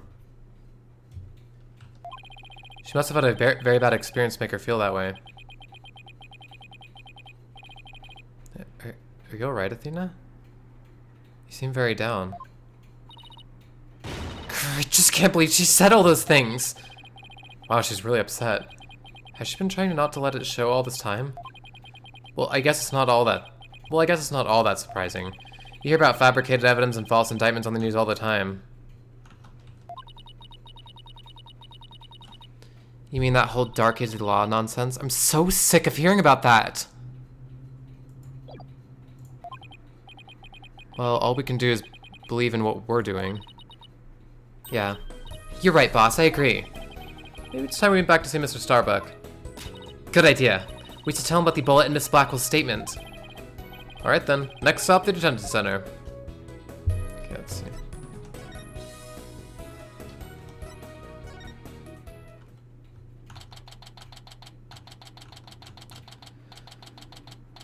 December 19th, detention center visitors room. My lawyers are here. Must be bad news. Hey, not necessarily. We found a new witness. A researcher saw the moment of the murder through the lounge window during her escape. Really? So they're going to let me go? Unfortunately, it was dark and she couldn't identify the person. I should have known. My stars never aligned just right, too. But we got a lead too, Mr. Starbuck. The murderer had a lighter with an Earth emblem on it. Yeah, maybe he'll know more about it.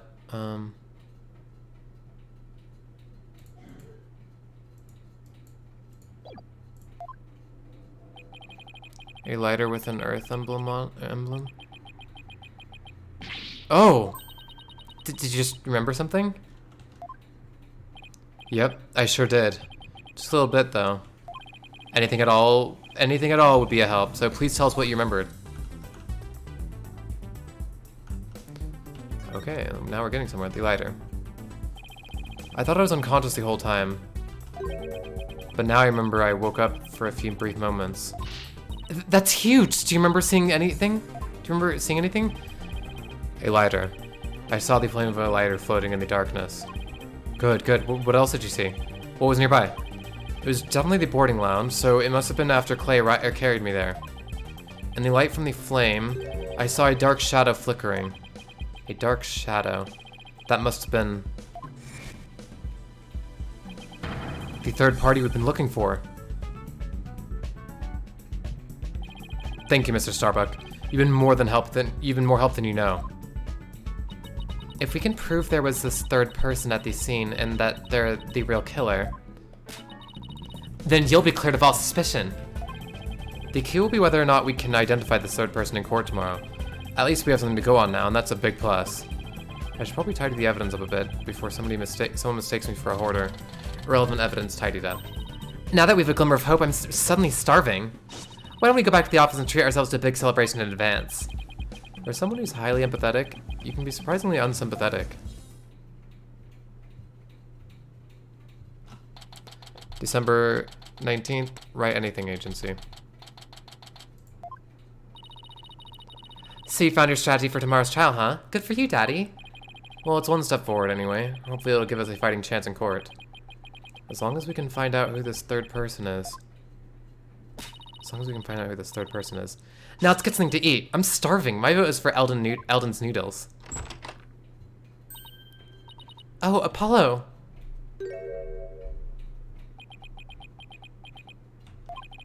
What are you doing here? I didn't think the clinic was ready to release you yet. My wounds are fine. And I'm done lying around. Apollo, you're supposed to be in bed. Leave the case to us. We'll take it from here. Thanks, but that's not an option. Not for me. Apollo. Your injuries. You shouldn't underestimate your injuries, Apollo, and I don't want you overdoing it. I'm fine. I'm not in pain anymore. Besides, they gave me an IV at the clinic. An IV isn't a cure-all, mummy man. Anyway, just tell me how the case is going. Have you guys made any progress? A suspicious figure was spotted at the scene. We think they must be the real killer. A suspicious figure, huh? Right. I thought you'd be happier than that. Oh, don't get me wrong, I'm happy. And I fully intend to see Clay's murderer apprehended. Absolutely nothing will get in the way of that. Clay Terran. Clay was your best friend, right, Apollo? That's right. Best friends since junior high. Sounds like me and Junie. So what was Clay like? Well, he was full of compassion and energy, and he had a really loud voice. If the two of you did voice training together now, I bet you'd break a few windows. You know, I bet you're right. Seems like only yesterday. Clay was a guy who lived for his dreams. We used to talk about it a lot. He was going to be an astronaut, and me, a lawyer. We'd talk well into the night, and even then, we never grew tired of it.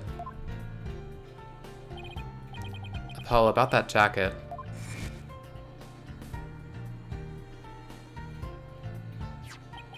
Oh, it's Clay's.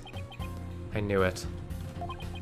It's a special jacket that was only issued to members of the HAT project. He was finally able to get one of his own since he was selected for the HAT-2 mission. He was so proud wearing it. Just when his dream was finally coming true. I still can't believe it. Damn it, it's not fair!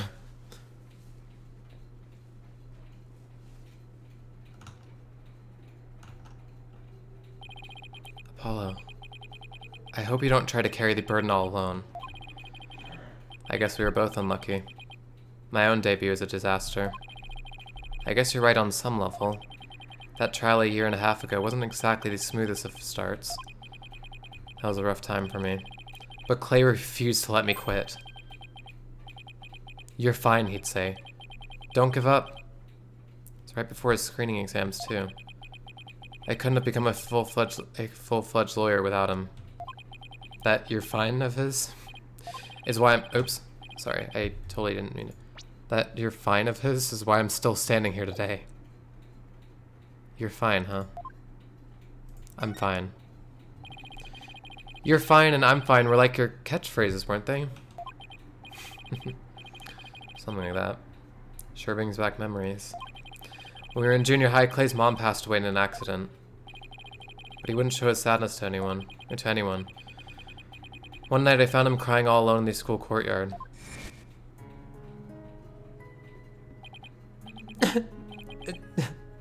Mom. Get away, Apollo. Don't come over here. Clay, listen to me. I don't have a mother either. Huh?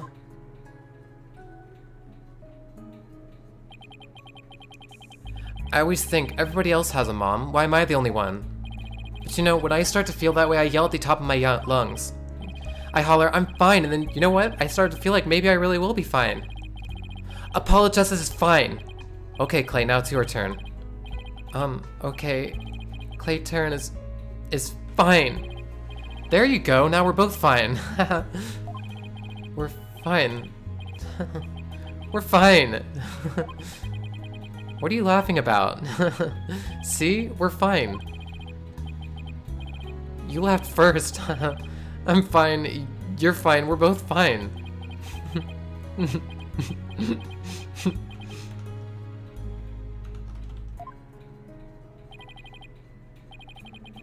Thanks, Apollo.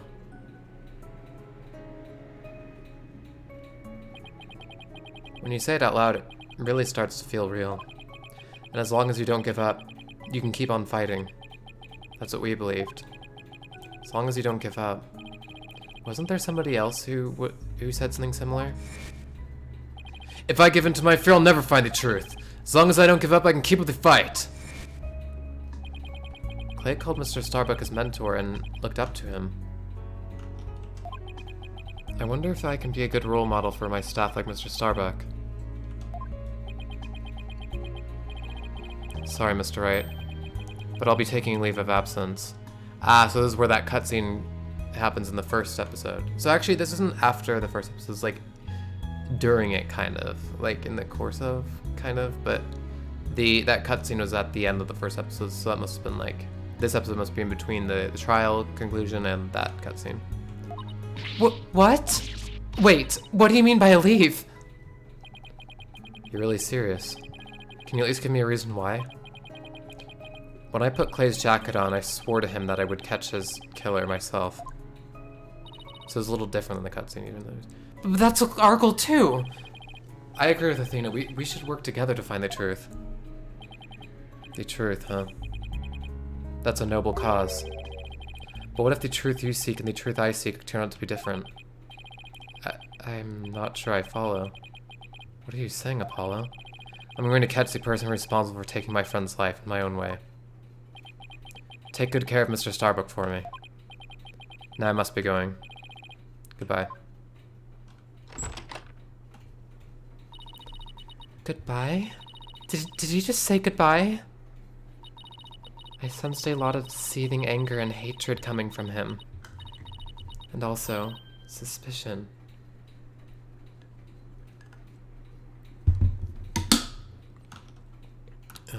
That's weird. Suspicion. Kind of weird context for that. He's not walking out on us like this. I'm going to talk some sense into him. Hold on, Athena. Apollo can believe what he wants, but I believe he's wrong. Even if we take different paths, the truth we arrive at should be the same. I think the quicker we solve this case, the better it'll be for Apollo. Yeah, you're right, boss. Alright, that's enough for one day. Make sure you're ready for tomorrow's trial, okay?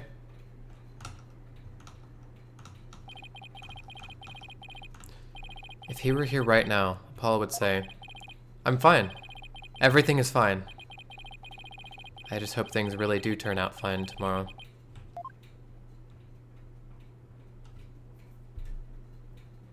To be continued. Save him? Yes.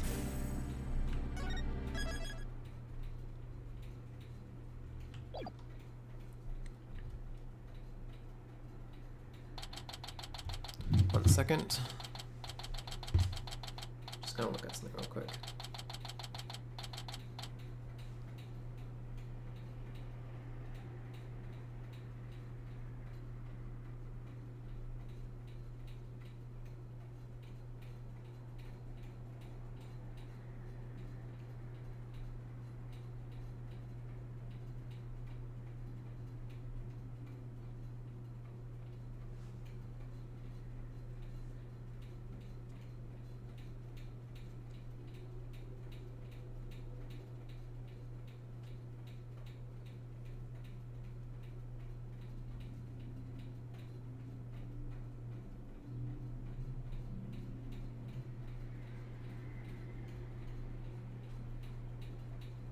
Sorry, just another moment.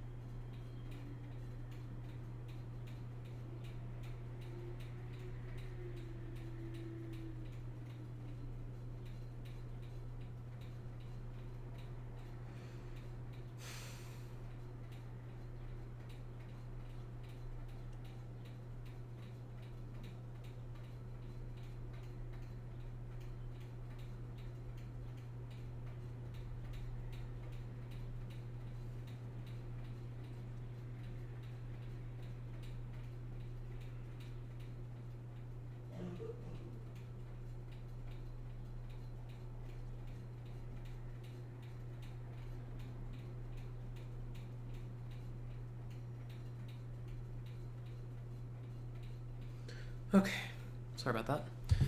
So we're just skipping the courtroom lobby scene. We're just going straight in, all right? So that's fair enough. December 20th, 10:15 a.m. Just court number 5. Ooh, right around Christmas time. Day 2, court is now in session. All rise.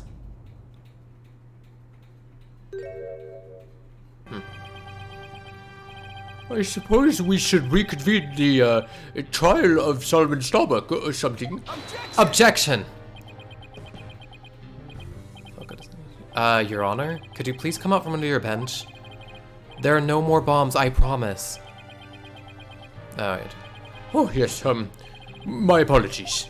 I'm still a little jumpy when it comes to trials involving bombs. I mean, first the courtroom exploded.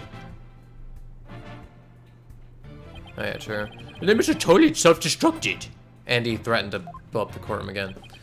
I guess that's one way of describing what happened to Tonate. Anyway, it seems that Mr. Justice was seriously wounded by Mr. Toilet's actions. Tonate is how I think I originally pronounced it, but I think it's more apt to pronounce it Tonate just because of the whole detonate. I think it's the pun, like Ted Tonate.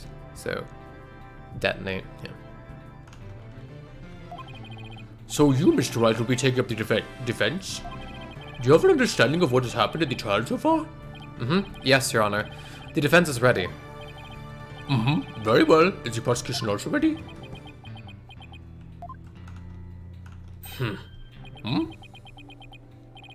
I take it you'd like me to give the opening statement this time? Looks like the judge has become a pretty good mind reader. Well, he's certainly seen more than his fair share of colorful prosecutors. You could say he's something of a veteran of sorts. Let's see. In the previous part of this trial, we learned that the victim, Clay Terran, escaped from Launchpad 1 carrying the defendant Solomon Starbuck. There were explosions on the second floor of the Space Center and on the rocket itself. The two astronauts used the Launchpad 1 corridor to reach the boarding lounge. And how could the victim climb down the ladder if he was carrying the defendant? That was the mystery that needed to be solved. But Mr. Justice proved that the victim was killed in the boarding lounge. Prosecutor Blackwell, were you able to discover any new facts related to this point? upon further investigation, we discovered an oxygen tank fragment at the lounge. Surprisingly, it would appear that Justice Turner's argument was correct. So that means the testimonies of the first two people on the scene are suspect. There were two people who claimed to be the first on the scene, but can we truly trust their statements? Let's see, the two people were Detective Candace Arm and Yuri Cosmos, right? You think that one of them might have given a false statement to the police? Yes, it's certainly possible. We might have to do a little more digging. And just as our team was about to cross-examine Detective Arm, the courtroom bombing incident occurred, and the trial was put on hold. That accursed fellow. He killed my witness. He killed Detective Arm. He definitely put the kibosh on anyone asking her about what she saw. Exactly.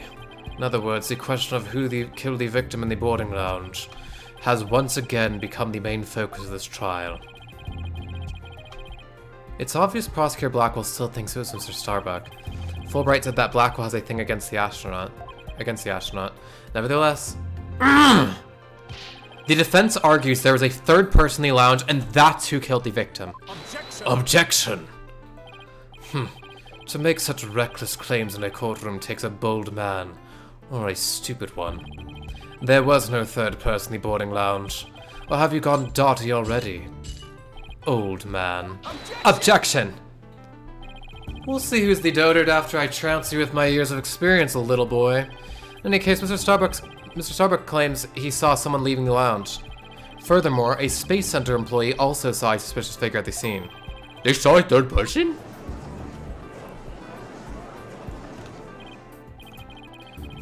I see my sister has been running her mouth.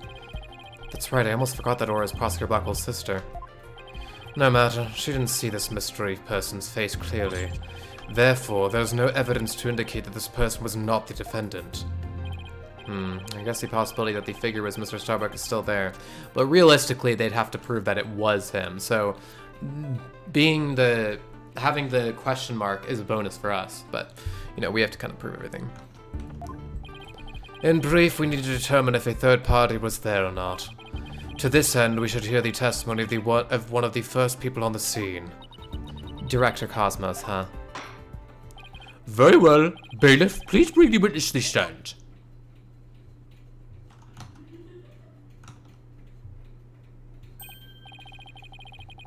Why, I believe I've seen you before in the newspapers. Of course you have. For I am Yuri Cosmos, director of the Cosmos Space Center, which was of course named after me, Yuri Cosmos. Don't you have anything you wish to ask me? Looks like he's all geared up to do some bragging. 7 years ago, I successfully launched the HAT-1 and...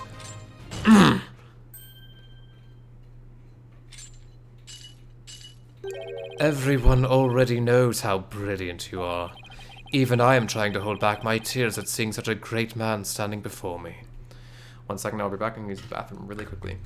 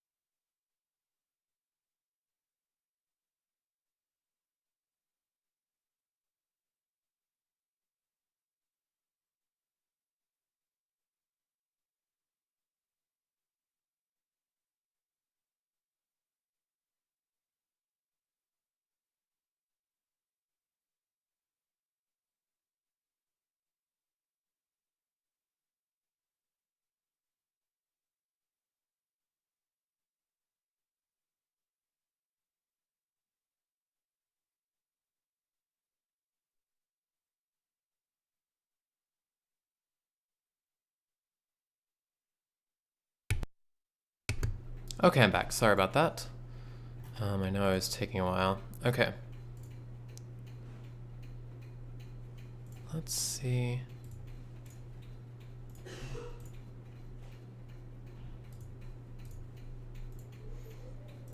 Where we're at.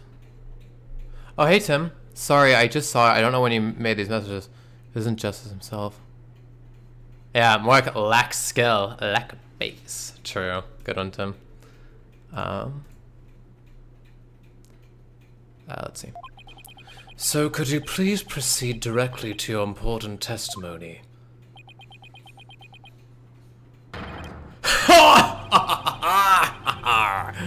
I see this fine young lad has a proper appreciation of greatness. Then allow me to begin my epochal testimony that will be recorded in the annals of history. That speech of Prosecutor Black was just now sounded more to me like he was poking fun at Director Cosmos. It's probably for the best that it sailed right over the director's head. Now then, Dr. Cosmos, the condensed version of your illustrious testimony, please. How are you doing, Tim? I just got done with the rest of my finals on Monday. I had 3 that day. One was at 10:30 a.m. to 12:30 p.m. The next was 1 p.m. to 3 p.m. And then the final one was 3:30 to 5:30 p.m. So it's kind of a lot. Witness me what I saw at the scene. Detective Arm and I rushed towards the boarding lounge together. We went via the control room and peeked in from there to see what was going on inside. We saw a figure standing in the middle of the lounge and Taryn lying on the floor. I hate to say it, but I can only imagine the standing figure must have been Starbuck. I see. So in your testimony you claim you arrived at the scene after the two had escaped from the launch pad to the lounge, and just after the victim had been killed. Oh, the horror. The humanity. But what I said is what I saw, and what I saw is what I said. Courageous action to take in the face of such terrifying explosions, wouldn't you say? To save my men, I personally went into the epicenter of danger, risking my own life for theirs. Well, what do you know? It sounds like the director really cares about his men. Yeah, although it sounds more like he was scared and just had a peek from far away. Is the defense ready to cross-examine the witness? Yes, Your Honor. Director Cosmos' testimony is pretty vague. I'm going to have to press him and draw out more information before I do anything else.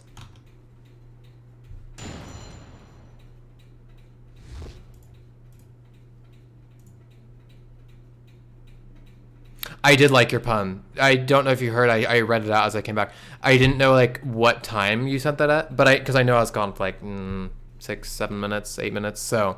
But yeah, I did like your pun. I bet if you said that to him, he would, Blackwell as a character would probably respond with some edgy pun in return.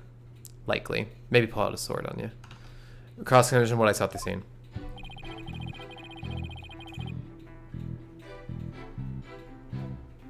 Okay, save state, as per usual.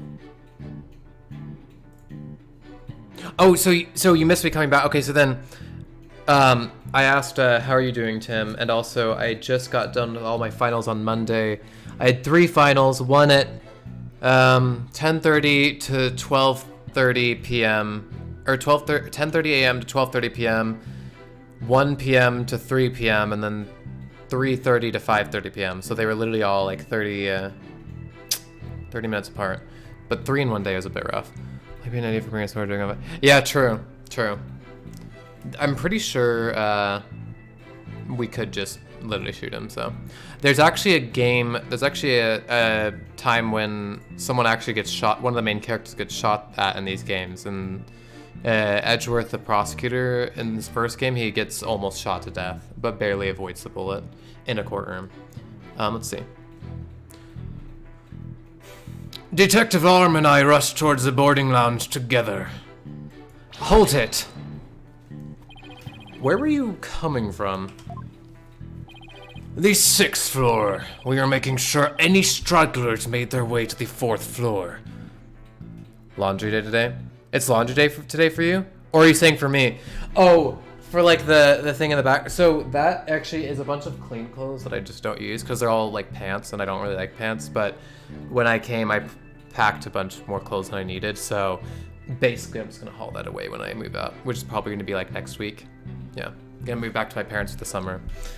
And then I have one more year. Yeah, I know, right? Likely story. I do have that's where I keep my towels too. So it's a pretty convenient spot. It was when we heard about Starbuck and Terran and hurried to the third floor lounge. Oh, on my galactic scooter here, of course. Why do you keep calling it galactic? Does this have something to do with space? Of course. It's specifically designed to be used on galactic battleships. I see. Then I take it works in 0G too? Sadly, no. With the current state of technology as it is, I'm afraid it would just float about and be galactically useless. Well, that's a galactic bummer. I see. So you rushed to the boarding lounge on your space-age pogo stick.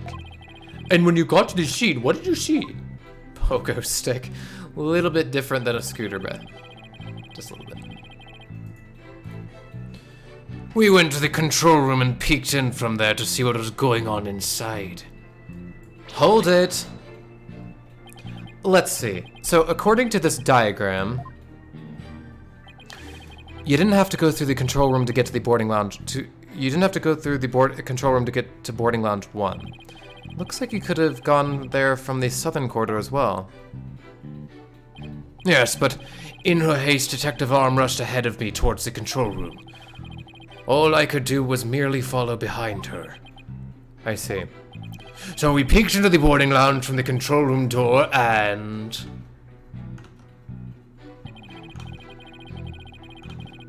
we saw a figure standing in the middle of the lounge and Terran lying on the floor. Hold it! So you couldn't see who that figure was clearly or what they were doing? Sadly, the only thing I could tell was that there was a person standing motionless. The defendant, no doubt, staring aghast at his deed. What other explanation is there? So what happened afterwards? The guy, did he just get away? Like he was apprehended at some point, right? Oh, I'm so close, but without evidence I can't prove that person's third party. I noticed like the star badge on his like, coat suit or whatever looks almost like a star from Mario, like the invincibility star or whatever. I don't relish in this, and I hate to say it, but I can only imagine the standing figure must have been Starbuck. Hold it! Or Blackwell also saw a suspicious figure in the lounge. But she gave the statement that it was too dark to see the person's face clearly. Did you see this figure's face clearly? No, not clearly. The lighter they were holding illuminated the area around their feet at the time. What? With the lighter, if like they're holding it, how could it like illuminate their... What? But other than that, I could see little else. That's why I could see Terran, but I couldn't see who the other person was. Was the lighter on the ground then? So for all you know, it might not have been Mr. Starbuck, isn't that correct? I would like to believe that. Starbuck isn't the type of man who's capable of murder. Objection! When the witness entered the boarding lounge, there was no third person there. Isn't that correct, great Space Center Director? Yes, that's right. Only Starbuck and Terran were there by that time. After he peeked in, the lounge suddenly went dark and the figure vanished. You mean they disappeared? It's odd. Objection! The reason the figure appeared to vanish is because it was the defendant. When the witnesses weren't looking, he fell to the floor and feigned unconsciousness. Hold it! Hold on. The director Director Cosmos, did you ever take your eyes off at the scene? Just for a brief instant, about as long as it takes for a shooting star to go by. If you took your eyes off the scene, then this third person could have escaped during that time. But what escape route could this person have used? The direction opposite the control room, the southern door to the elevators. There's no security lock on that door, so it would have been possible to escape that way. Objection! All things are possible, right, or no? The real question is, do you have any proof? But our assertion and, you know, logic that there merely is that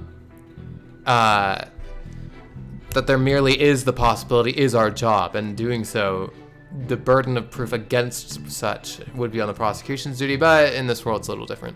Need to get some aloe on. I am burnt. It's like sunburnt? Have you been out, like, out on the water or something, Tim? Or, like, out catching some rays? Or is that, like, a pun on, like, a savage roast? Well... If we're just talking possibilities, we could each profess whatever we'd like. An inmate who used to be a university professor and lunar researcher used to say that there is a kingdom of little green men who live under the surface of the moon. As long as they don't punish me as... As long as they don't punish us in the name of said moon for what we've done to it. But I say, where's your proof that this quaint kingdom exists? He's calling for your theory a work of... He's calling your theory a work of fiction, boss. And he's right. I don't have any proof yet. Still. Just at work, too much sun. No joke, just seriously burnt. Oh, and so what are you doing for work right now? Are you landscaping still? If I remember correctly, that's what you were doing, maybe. Bail, I mean... Oh, wait! You're still working at the golf course? I thought you were working at that like a summer or two ago. So you're still working there. Awesome. Do you still enjoy it? The southern door was a possible escape route. I better make a mental note of that. Director Cosmos, may I ask you a question? Yes. Why did you look away from the boarding lounge? There's actually another tale of bravery behind the answer to that. It was when Detective Arms saw the figure and raised her gun. Being a great humanitarian and protector of mankind, I tried to stop her. What?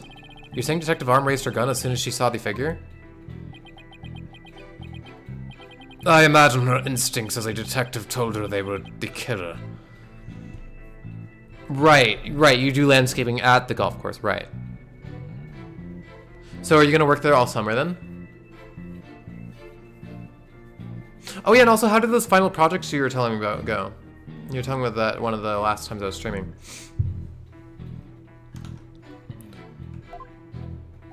I don't know about that. And were you able to prevent Detective Arm from firing her gun? I'm afraid I was too late. I was unable to stop her. She identified herself clearly and then... she fired 2 warning shots at the shadowy figure. This information about Detective Arm's actions sounds critically important. Please add it to your testimony. 2 warning shots. Detective Arm fired 2 warning shots at the figure. But we only found 1 bullet at the scene. A single bullet hole. Objection! Are you sure you were really paying attention to what Detective Arm was doing? It was a grime that got through it. Yeah, feel that. Academics be like... You doubt my words! Words that will someday be written down in history books! Somehow, I don't think that those exact words will ever be written down in any history books.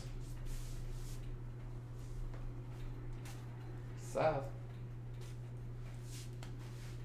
Also, I don't think history books usually feature that much courtroom testimony and dialogue, unless it's a very important historical trial.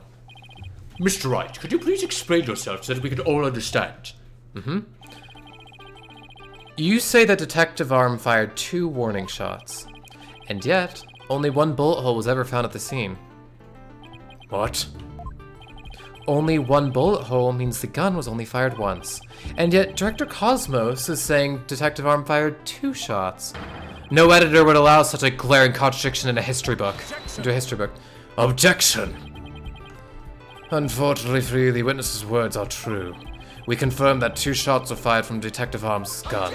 Objection! But there was only one bullet hole at the scene. Where did the other bullet vanish? Where did the other bullet hole vanish to? Ah!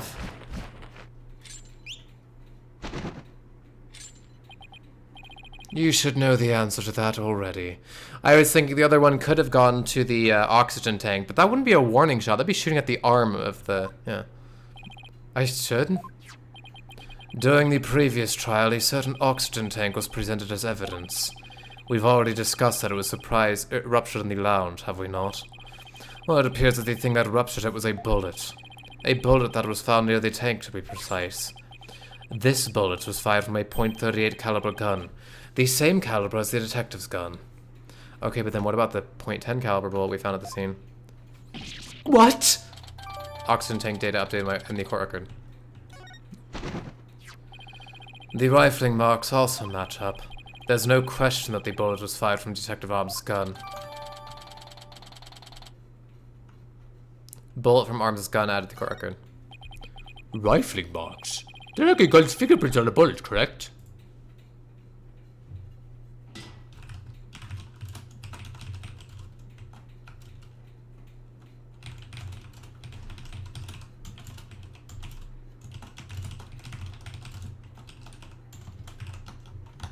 Sorry about that, I was just responding to a DM. Hello, Tarek. I was just responding to your DM. This is the Base Load Club. Sinks. You're welcome here. We're in the second trial day of episode 4, so it's about a bombing and murder happening at a space center. And examining the rifling marks on a bullet can tell us the gun it was fired from. One of the bullets the detective fired found its way into the holographic image display. The other bullet came to a stop near the victim's oxygen tank.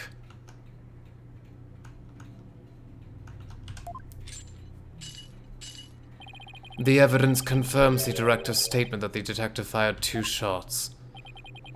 My beautiful contradiction. Gone. Oh, gone. So that bullet hole was from a .38 caliber, huh? I'd better update the record. Bullet hole updated in the court record. Very good. Now we know the fate of both of these shots Detective Arm fired. Mr. Wright, does that clear up all of your questions? Detective Arm fired 2 warning shots. One hit the holographic display, and the other hit the oxygen tank. Does that really clear up everything about what happened at the scene? No, it doesn't. No, Your Honor, it doesn't.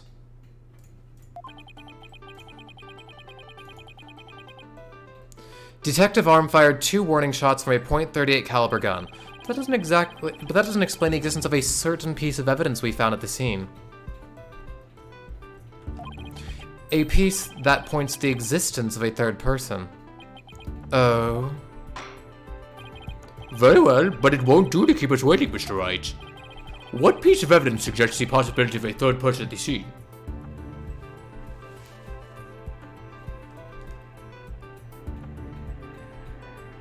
Well, it's the other bullet, the one that's .10 caliber.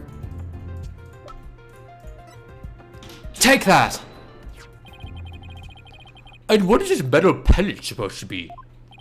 Just a little something of great importance we found at the crime scene, Your Honor. You found it where? In a floor gutter at the crime scene. It looks like the police and prosecution both missed it. Furthermore, it's a .10 caliber bullet, making it much smaller than one of Detective Arms' .38 calibers. Then that means... Exactly. One more person must have been there in the lounge. A third person who had a gun that could fire .10 caliber bullets. Bonus. And if that's true, it explains why Detective Arm fired warning shots. This third person fired at Detective Arm and Director Cosmos with their gun. And in return, the detective fired her warning shots.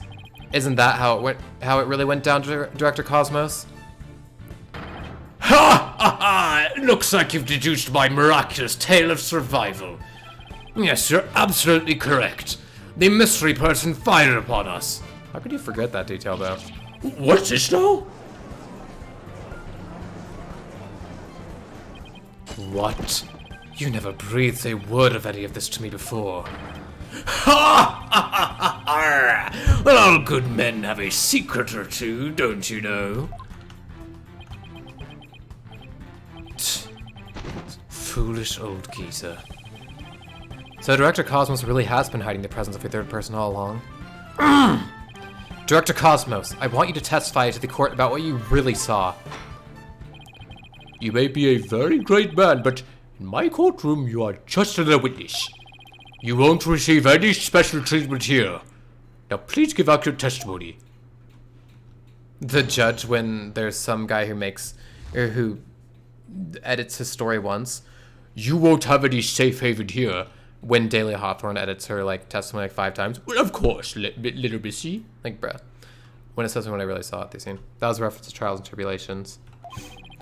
Detective Arm and I rushed to the control room together. In the lounge, we saw a figure standing in the middle of the room and terror on the floor. We were still in the control room to the east when the figure fired at us. Okay. Judge logic base mode. Yeah, literally. Judge consistency be like, Given that there was no third person in the lounge when the witness entered it, does this mean the person who fired the gun had to have been the defendant? the judge is base lord and smart, okay? I won't be having any you know, slander against the judge. Or in this case, libel, I suppose. Wait, so what was said? Okay. Wait, when the witness entered it, okay. Not necessarily. It's still possible that it was someone else. Most likely, as soon as Detective Arm and Director Cosmos could discover this person, they escaped through the southern door, the one that didn't have a security lock. Objection! Double-edged swords are a tricky lot. Mishandle one and it is you who is cut down. Huh? Your reasoning could apply if Spaceboy were the killer as well. Think about it. After being discovered, he could have fired the .10 caliber gun. Detective Arm would have responded by firing 2 warning shots. All he had to do was feign unconsciousness to invent the possibility of a third person. Objection! But Mr. Starbuck didn't have a gun in his possession when he was found by police, nor has a gun been found at the crime scene. Its absence can only be explained if there was a third party who took it with them. Objection! Recall the existence of a trash chute in the boarding lounge. But where does that trash go? Can we locate it? See if there's verifiable gun at the end of the thingy? Or not? Why don't we have that investigation gone underway? The defendant could have simply thrown the gun down the chute. Objection! But you can't deny the possibility of a third person leaving with the weapon. Objection! It's up to you to prove that a possibility. And I trust you haven't forgotten my little piece of decisive evidence. What evidence? Why, the detonator switch that was found in Mr. Starbuck's pocket, naturally.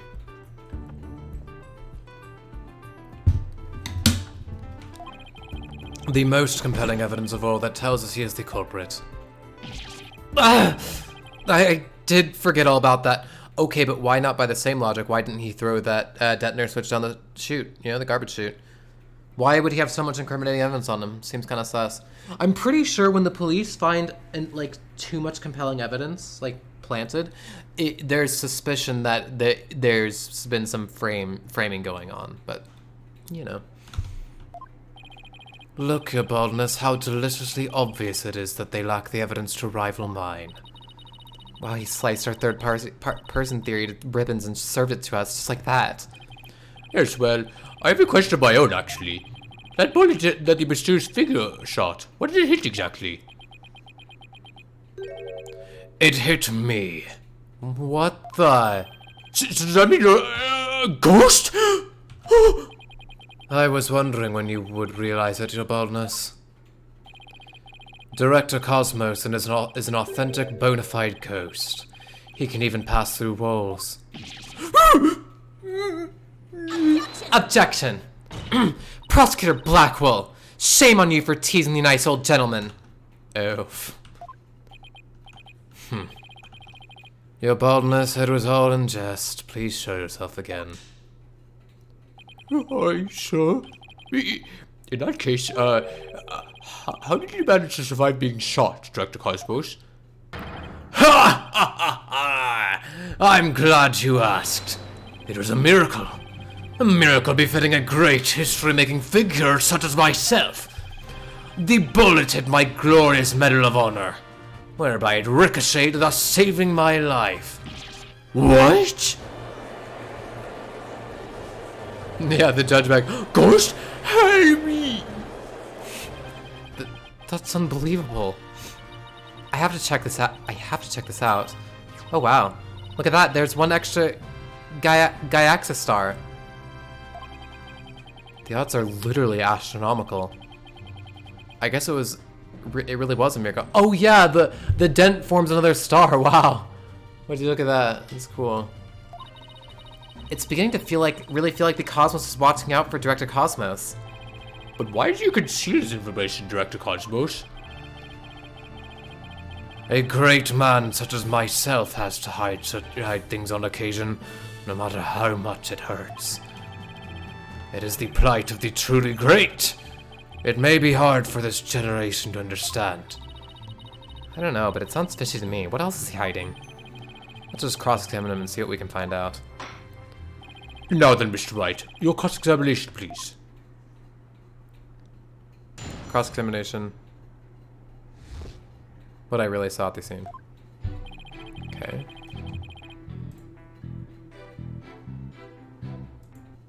Saving. Okay. So we know this already. We know that. We were still in the control room to the east when the figure fired at us. Hold it!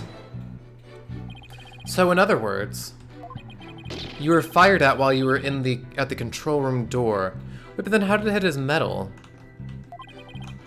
That is correct. There's something not quite right about that. Director Cosmos, the bullet hit this person. Director Cosmos, the bullet this person fired hit you, isn't that right? Yes, it was a miracle. A miracle befitting a great, history-making figure such as myself. The bullet the figure fired hit me while I was in the control room. But as the Cosmos would have it, the bullet bounced off my glorious Medal of Honor. In that case, the bullet should have wound up somewhere around the control room door. Okay, so Director Cosmos is in the control room to the east, and while he was there, he was shot at by someone with a .10 caliber bullet. But the bullet hit his metal, so he was able to escape with his life. He's a very lucky man. No wonder people think he's great. Hey, I'm pretty lucky myself, so if he's a great man, I'm the king of all cosmos. Oof. We were still in the control room to the east when the figure fired at us. Was the door open then, or I'm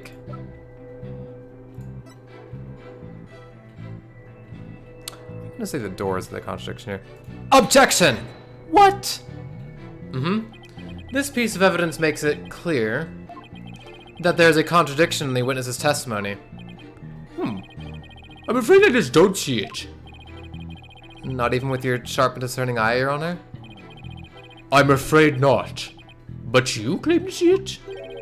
Well, not really, Your Honor. I thought maybe you would. Oof. Mr. Wright! Uh-oh. Now the judge is mad at me. Maybe I'd better take another look at the evidence. Okay, but how is that not the contradiction, though? Because the door would have been in the way. We were still in the control room to the east when the figure fired at us.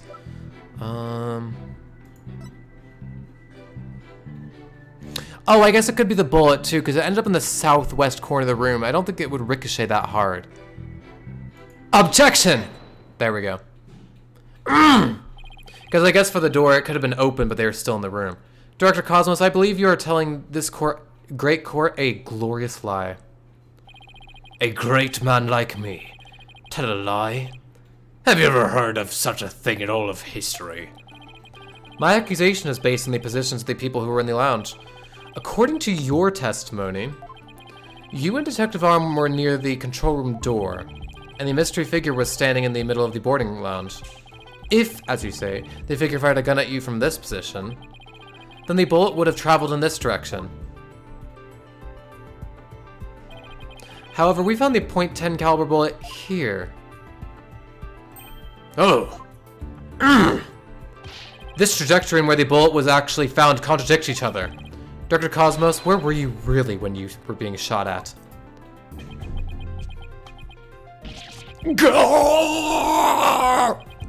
Ladies and gentlemen, I present to you the human merry-go-round. Objection.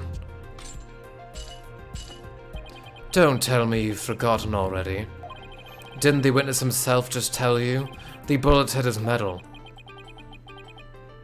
Of this, there is no mistake. Objection! But in that case, the bullet should have been found near the east side of the room. Are you trying to say that you can explain this inconsistency? Of course. I didn't think so. What? Oh, great Director Cosmos. Yes?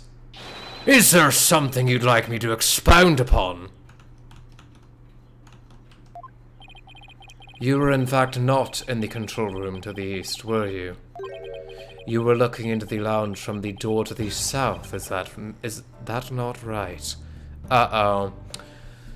Well, because if that is the case, that eliminates our possible escape route of the third person. But he testified of no such thing, and this is a leading question, so we should be able to object on that.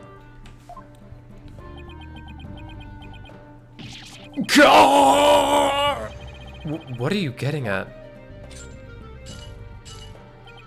Use your own brain. Your head must have some use other than housing that bird's nest. Bird's nest? Why does everyone pick on my hair? Director Cosmos and the detective witnessed the scene from the southern door. The killer fired at them from there, and that is why the bullet was found in the south. I'm not sure that's accurate, though. That doesn't make some sense, actually. Maybe it is. I guess the bullet could have gone to the glass, too, from that angle. Also, the witness being at the southern door is rather favorable for the prosecution. Huh? I've got a bad feeling about this. How about it, Director? If you don't tell the truth this time... Yikes! His handcuffs. You will become but rust upon my sword. I relish the chance to cut down a great man. Alright, I'll tell the truth. Just put your sword away! You are correct. I, the great Yuri Cosmos, was looking into the room from the southern door.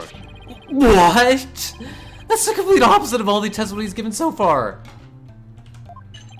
And now you have lost your possibility that a third person was in the room. I have? How? The director and the detective were near the southern door, meaning the killer couldn't have escaped through there. The western door required print recognition. The corridor beyond was filled with smoke. The only escape route left was the eastern control room door. And the only way to get through there was with Director Cosmos' fingerprints. In short, there would be no escape for any third person had there been one. My third person just disappeared, like in one of Trucy's magic tricks. Well, that's not good for us. Do you see, Tark, the new patch though? I just played with it this morning in a ranked game. I played Vigar into the new Talia. Very interesting, I will say. Come on, player. You can try her out. Order the court! Dr. Cosmos, why did you tell us an outrageous lie? You were covering for the defendant. Isn't that right? Bruh, stop leading questions. Yes. It was all for the love of my men. If I said I was in the eastern control room, it would mean the culprit could have escaped through the southern door. It would have meant that there could have been a third person. All I wanted to do was protect Starbuck. I said I was in the control room to invent an escape route for a third person. But then why'd you like pointing the finger at him the whole time? What a convoluted lie. Was he really covering for the defendant? That's such bullshit. It looks like we've come to a conclusion. That the defendant's argument, the possibility of a third person, has crumbled. No. It's over. Yikes. The judge is about to hand down his verdict. Think, Phoenix, think. Okay, this is the perfect time to try and turn my thinking around. If a third person had no way of escaping the scene, then what if one of the people at the scene was this third person? Wait, what? Wait, what if the whole premise is all wrong? Director Cosmos said he and Detective Arm rushed to the scene together. But what if that premise isn't true? Yeah, because in that case, you thought it was in two groups. Well, that's the big patch that's coming up. This one is like is another patch, like a smaller patch with a couple key changes. I think Talia is the biggest change. Like her whole, basically like most of her kit was reoriented. What else did they do? I don't know, I read the patch notes this morning, but it's patch 12.9. It went live at 6 a.m. Pacific Standard Time this morning. What if that premise isn't true? What if one of them reached the scene before the other one? And if that person entered the lounge, then they would be the third person. The defendant is the only one who could have killed the victim and shot at the director. There doesn't appear to be any room for argument against these claims. I will now render my verdict. Objection! Please wait, Your Honor. There is still one possibility. Yeah, so the big one, like making everyone buffer, or like beefier, that one's coming later this month. And it will be coming, it's today, I think it's coming out today, but for PBE, maybe. Oh, this had better be good, Mr. Wright. There's one and only one person who could have escaped from the scene. And that person would be the first person who arrived on the scene. Then, upon entering the boarding lounge, the second person came via the southern door. That's why the first person fled from the room, using an escape route that was accessible only to them. The problem is the .10 caliber bullet, though. So that would be hard for us to prove, because that's supposedly the third person's gun. Very well. Let's move on this theory. Who's this one person who could have escaped from the boarding lounge? Or no, not this guy. Take that! What? Let's... Mr. Wright, what are you claiming here? Of all the people who were at the scene, only the witness could have escaped. The director is the only one with the authority to open the control room door after all. But that means... Exactly. The true identity of the third person is our current witness. Director Yuri Cosmos. What? What?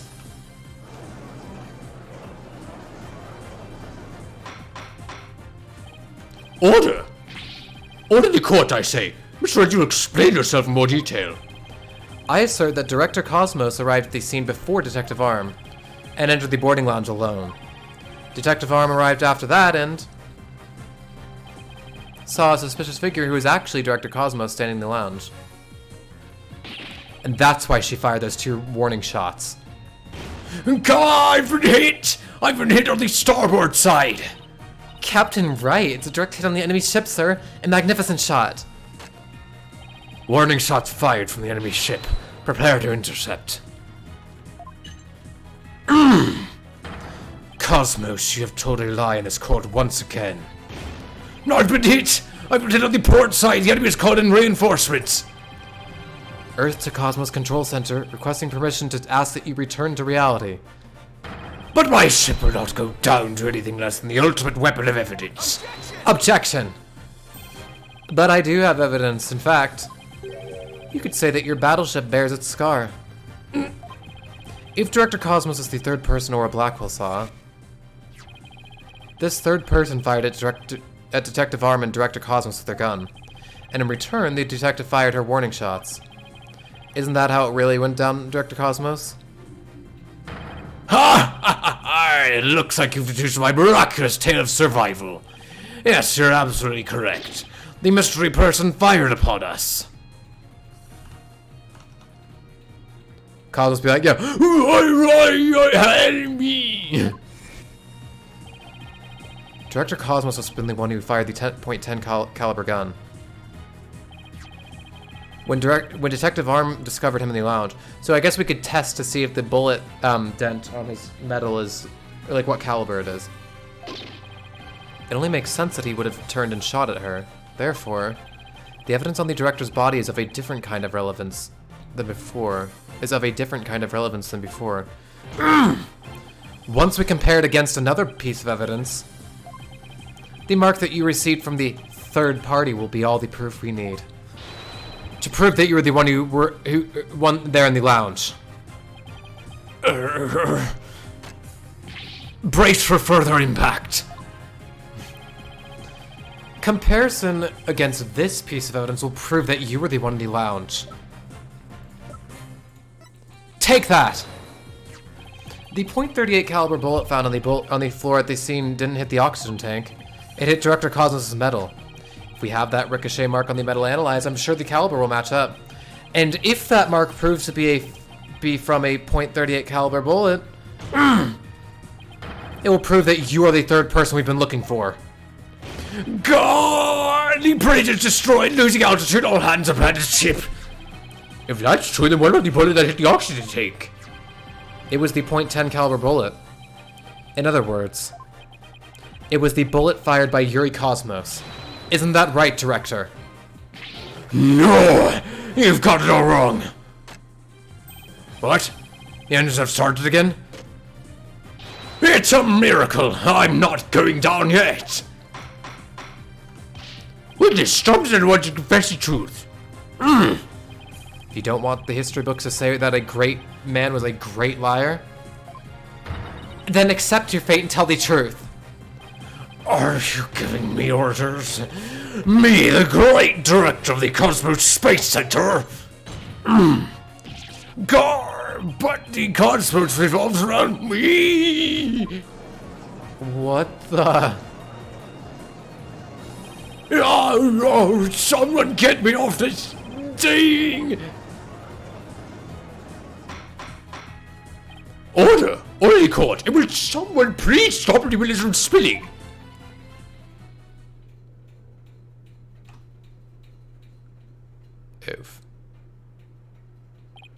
Whew.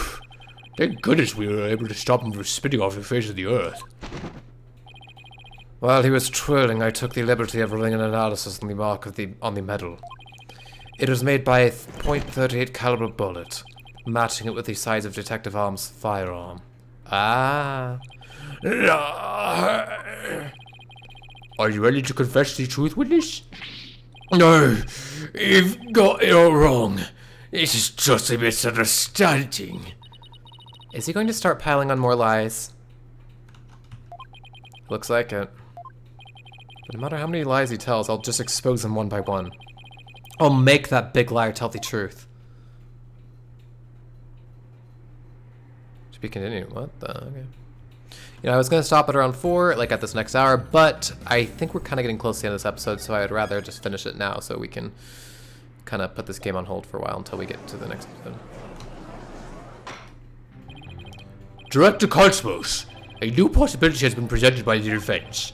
They are claiming that you were this third person. Forgive me. I'm so sorry. So the great pioneer of space development is revealed to be just another fabulous cur. I only have one question for the likes of you. Shall I send you off quickly or very quickly? No! The evidence doesn't lie, Director Cosmos, so don't try to talk your way out of this. Fine. I'll tell the truth. It's all just as you say, Mr. Wright. It's true that I was there in the boarding lounge. I got there before Detective Arm, and when she arrived, she fired warning shots at me.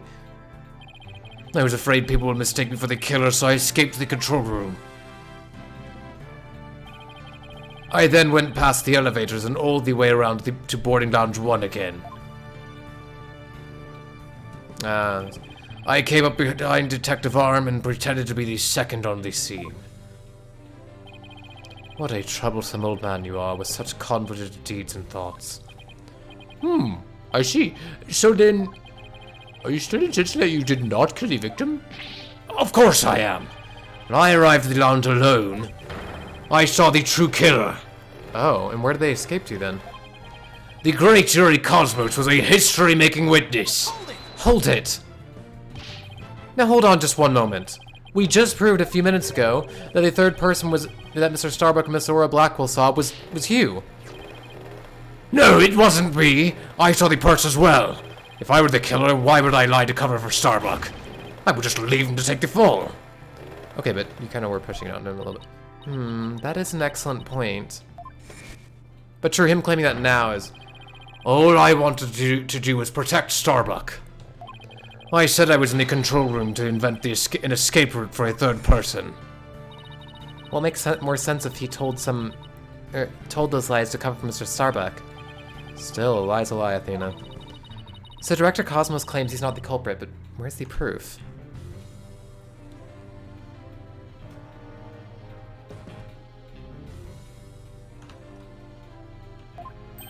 Ah, I just remembered. I have an alibi. Miss Blackwell said she saw the killer at 10 a.m., correct? Yes, and? Well, I was on the 4th floor helping with the evacuation effort. Ask any member of the staff you'd like. They'll corroborate with me. They'll corroborate me. The director's not fibbing to the court for once. I confirm that he has an alibi for the time specified. So you're claiming that Miss Blackwell saw the killer commit the crime first at 10 a.m., and that you arrived at the lounge after that? Yes, and I believe the person I saw is the same person that Miss Blackwell saw. Although it was pitch black, so it was more of a shadowy figure and less of a person. And I couldn't actually see their face. It was definitely the silhouette of an earthling. As long as he has an alibi, we can't very well claim Director Cosmos is the killer. No, we can't. Then again, maybe we don't need to yet. I wonder if he really was covering for, I wonder if he was really covering for Mr. Starbuck. Your Honor, the defense moves to have the director testify about the person he saw.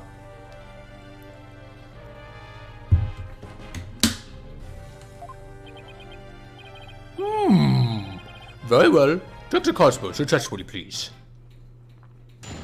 Witness testimony. What I really witnessed. As I tried to enter the lounge, the true killer inside fired a gun at me. I hid to avoid getting shot, but when I tried to get another look, they had vanished into thin air. I was near the elevator side door and, well, the launch pad 1 door. And the control room should have been shut tight to the killer. So you were shot at by the killer as well? And then they disappeared? Yes, though luckily no harm came to my glorious body. Unfortunately, the bullet hit Terran's oxygen tank. I know because I heard a pang. That must have been the sound of the tank being ruptured. Wait, but I thought the bullet hit his metal. That was Detective Arm's bullet, remember? Oh, right. Right. What a mess this is turning into. So, let's see. Director Cosmos is claiming that when he found Mr. Terran and his killer, the culprit shot a .10 caliber bullet at him. Right, but it actually hit Mr. Terran's oxygen tank and ruptured it. How? Were those two, like, still alive right then?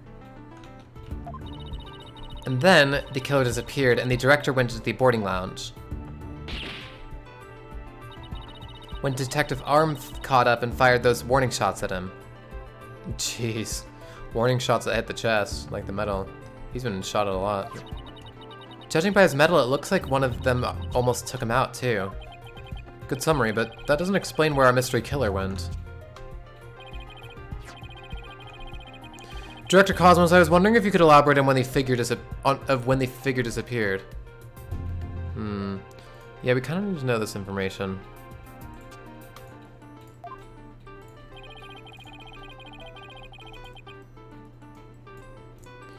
I am ashamed to admit I tried to hide myself when I was shot at, but when I peeped back into the lounge, the real killer was gone.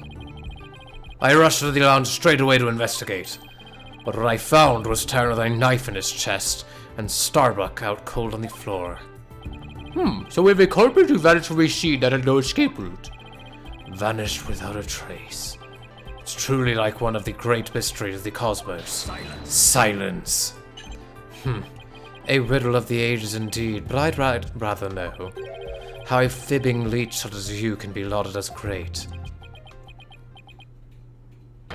A great man is always misunderstood in his own time, but he must remain true to himself, even if those around him don't understand.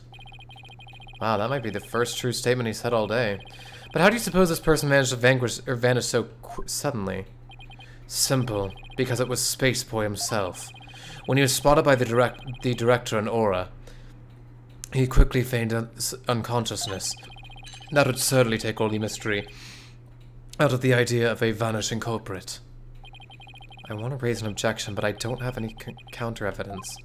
Director Cosmos, when you saw this person, did you also see Mr. Starbuck on the floor? No, because it was as dark as a black hole in there. I didn't see Starbuck until the other person vanished and I entered the room. That wasn't exactly helpful. I'm prepared to accept or surrender, Wright, don't know. I can't find any holes in this testimony, but I can't give up. Mr. Wright, why don't you let me help? Huh? While the director was giving his testimony, I detected a cacophony of discord. Ow, frick. You know when you, like, fold your legs or cross your legs? Yeah. Ow. Which means he's hiding his true feelings from us, huh? This just might help us find out what happened to our vanished killer. That'd be great, Athena. Let's see what you can do with him. You got it, boss. I wouldn't want to miss this chance to delve into a great mind. Yuri Cosmos, prepare to hand over the secrets of your heart to me. Yink.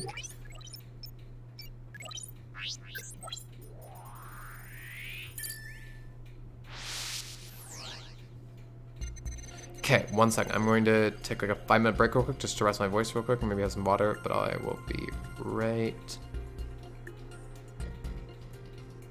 back. 1 second.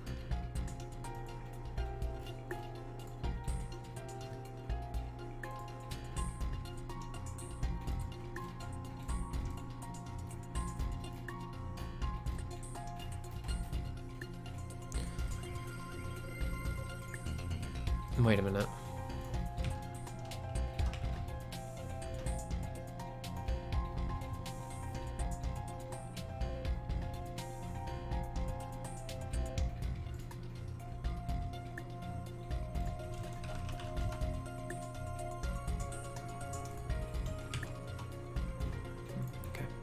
Okay, I'll be right back.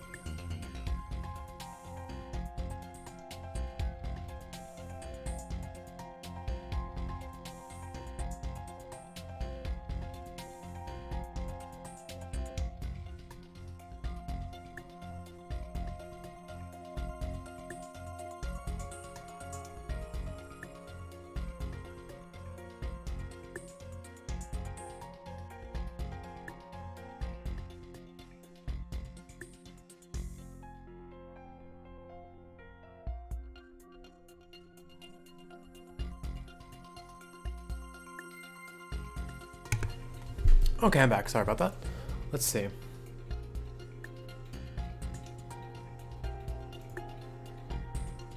Okay.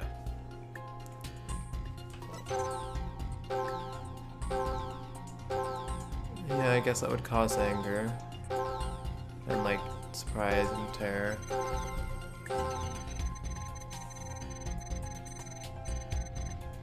But when I tried to get another look, they had vanished into thin air. But why is he not surprised by that fact? Got it! You must have thought it was very strange that the killer vanished into thin air. I did. That kind of thing just doesn't happen usually.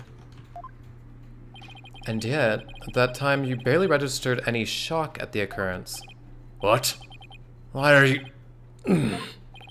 I can only think of one reason as to why you weren't surprised by the killer's vanishing act. You must have had a good idea of where they went, isn't that right? What? No, of course not. That's preposterous. Only I can enter the control room. And the area beyond the launch pad door is full of smoke, making it impassable. And as for the southern door... I was standing right there. So there was nowhere for the killer to run to.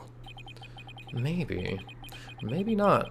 You went into the room to check on Mr. Starbuck and Mr. Terran, yes? What if the culprit took that opportunity to silently slip out through the southern door? I highly doubt it. As I recall, right after I entered the lounge, Detective Arm came rushing towards it herself via the southern hallway. Anyone trying to escape through there would have been caught by her. And yet the director wasn't surprised the killer vanished. So you're absolutely sure there was no escape route for the culprit to use?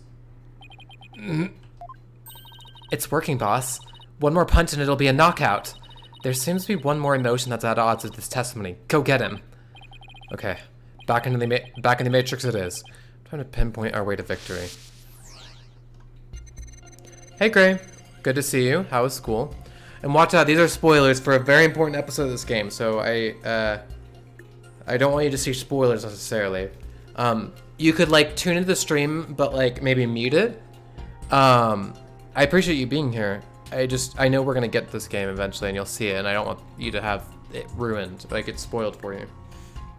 Okay, let's see.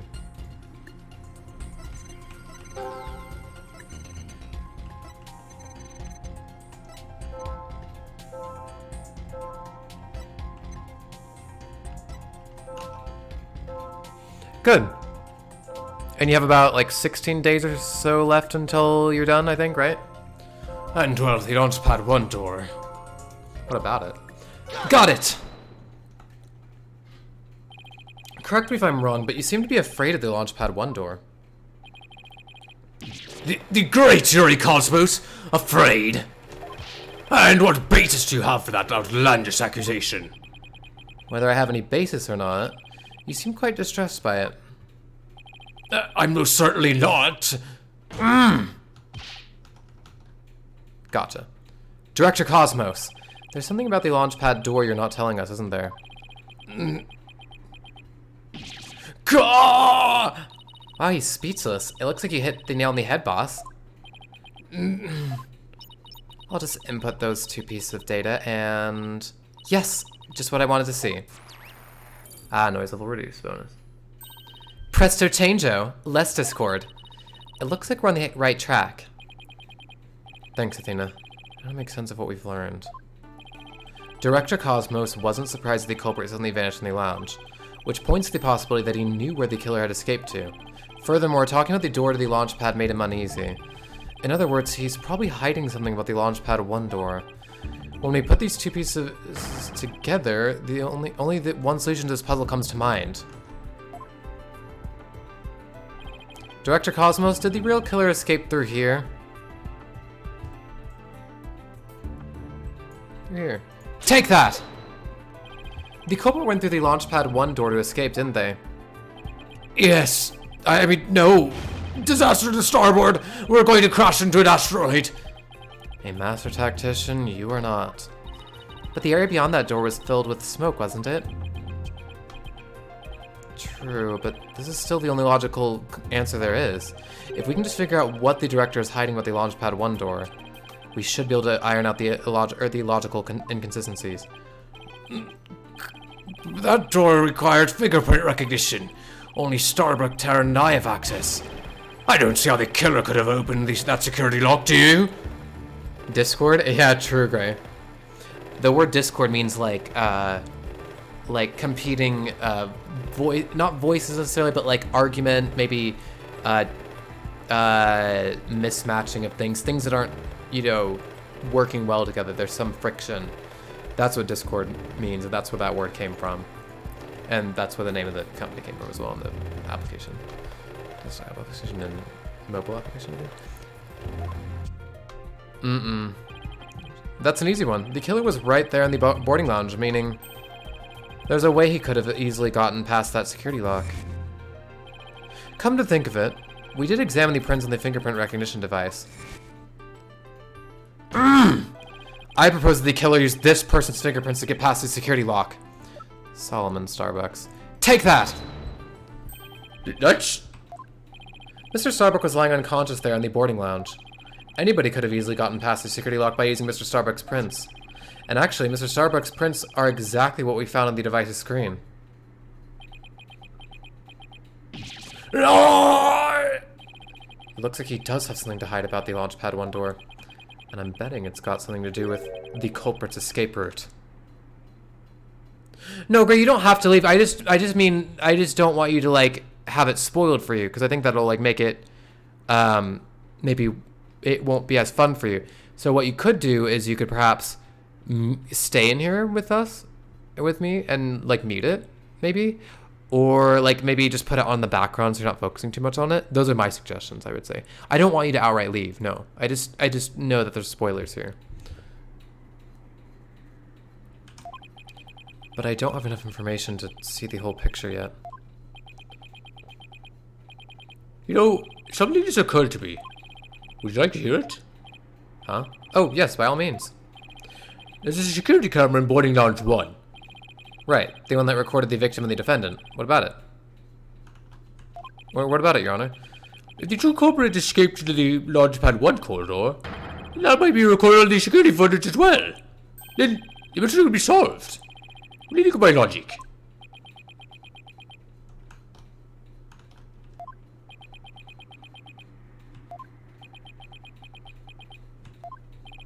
I hope you didn't strain your faculties too much for that, your boldness. I beg your pardon? Look, if we play the security footage beyond this point... Oh my! The footage cut off! The camera was running on backup power, but apparently the power cables were damaged.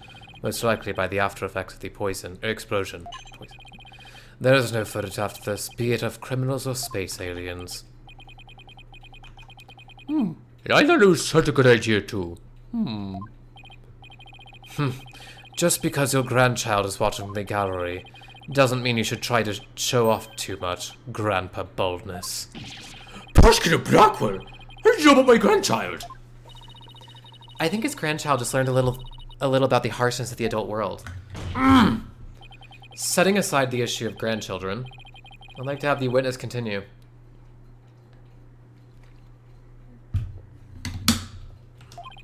Director Cosmos, could you tell us more about when you entered the lounge? If I must.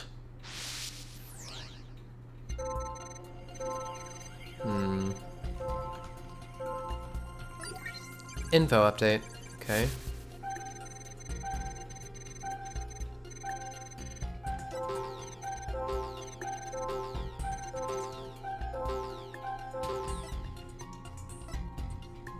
Okay, that's all. What do you think about Director Cosmos' emotional responses, Athena? Actually, my cat is really sick. You know. What? Oh, I'm very sorry to hear that. And on top of that, my dog just doesn't seem to want to play with me. Why are you telling me all of this now? Just humor me, okay? Now, when you heard about my cat, and then about my dog, which story made you feel sadder? The story about your cat, of course. It's only natural. Exactly. That would be the natural reaction. But there's nothing natural about the director's reactions.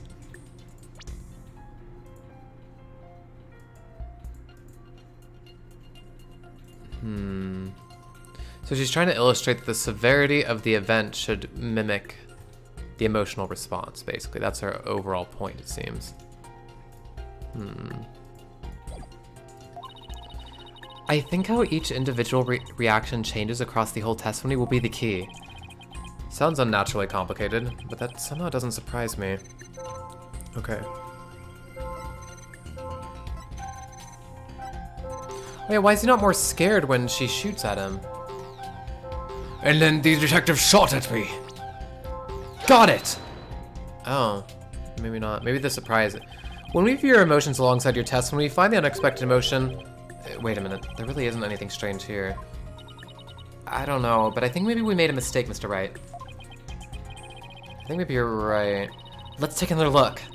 There must be an unexpected emotion here somewhere.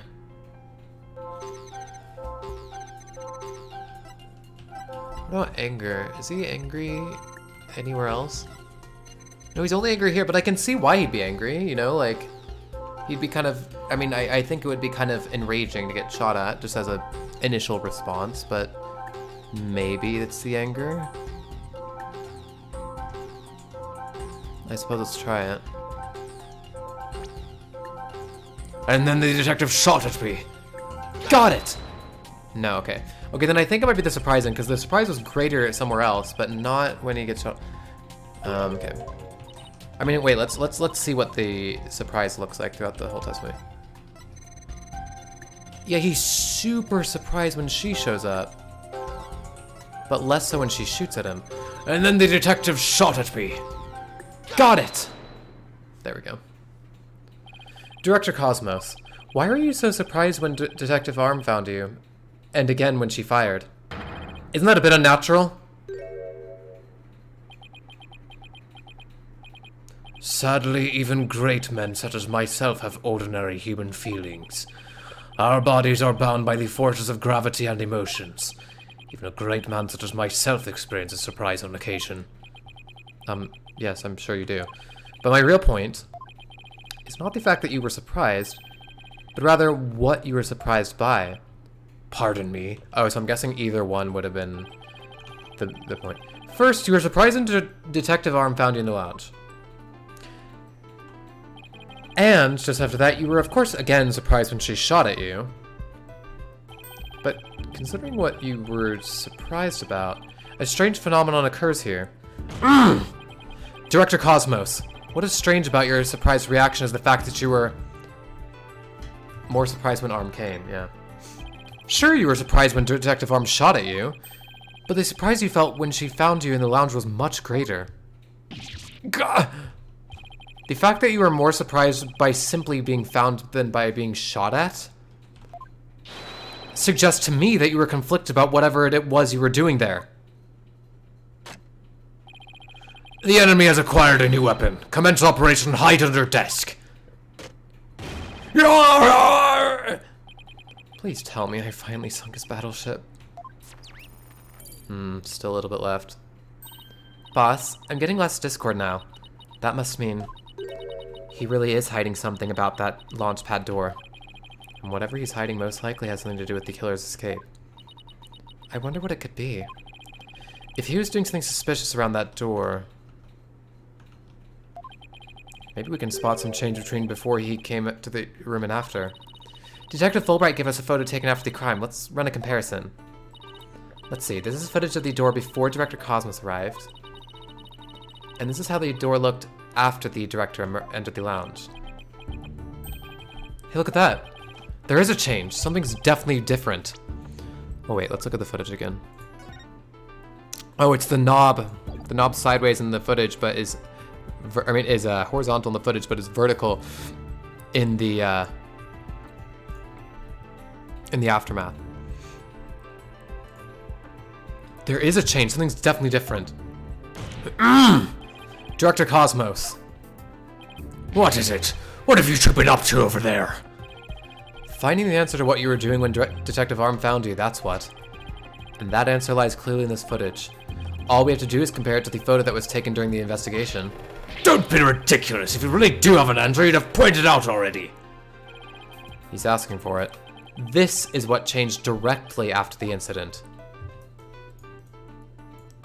Take that! The answer is this knob. Ah, that's... Your Honor, please take a look at this footage. Let's see. Take a look at the knob next to the launch pad door. As you can see, it's horizontal. Yes, it is, isn't it? However, when we investigated the scene of the crime yesterday, the knob was vertical. And what does that mean? It means that sometime between before the director arrived and after, someone turned this knob. No! After the scene was discovered, you were the only one who could have turned the knob. Come on now, Director Cosmos. Let's hear what you have to say. What were you trying to do by turning that knob by the door? Fine, I admit it. You're right. I did turn that knob. That knob is a safety lock meant to keep the launch pad in place.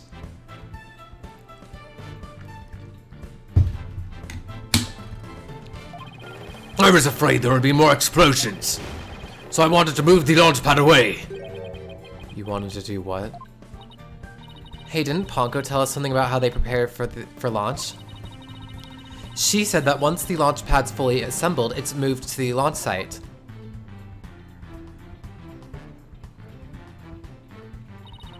The safety lock in the boarding lounge has to be disengaged first. I guess that clears up what that knob is for. Oh, so if the killer escaped into the launch pad 1 corridor, maybe they were transported along with the launch pad to the launch site? I don't think so. The launch pad 1 corridor was filled with smoke. I don't think they could have escaped through that corridor. So then where did the killer escape to? I guess there are still some things we have yet to uncover. Director Cosmos, I request that you tell us about moving the launch pad in more detail. Fine, but listen carefully, for I'm about to give history-making testimony. Info update. Can't see. I had no choice but to disengage the safety lock. Wait a minute. He's happy about that, though. Got it! I had no choice but to disengage the safety lock. You make it sound like you were reluctant to do so. And yet, when you did it, you felt some joy. As if you were very pleased with yourself. How do you do it? How do you know everything as if you were there? Pretty impressive, isn't it? This is the power of analytical psychology. So care to explain why you felt joy when you disengaged the safety lock? When I think back on the facts we've discovered up to this point, I have to believe that you were trying to fulfill some hidden agenda. How do you know about that too? What the?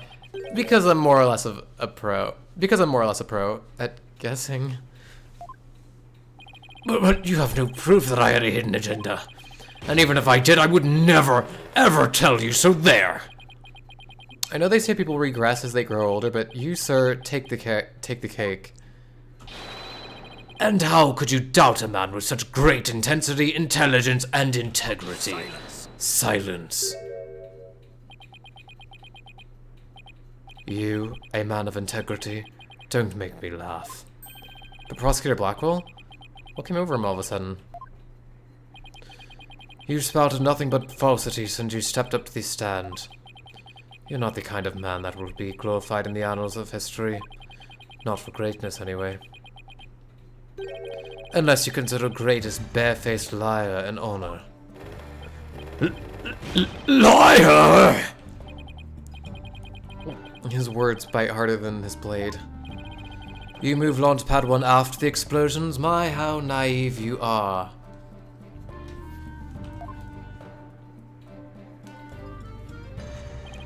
You fail to realize how even the facts themselves have betrayed you. You know, just a thought, but modern English can be your friend. And here's a thought for you. Immediately following the bombing, Launchpad 1 was on the boarding lounge 1 side.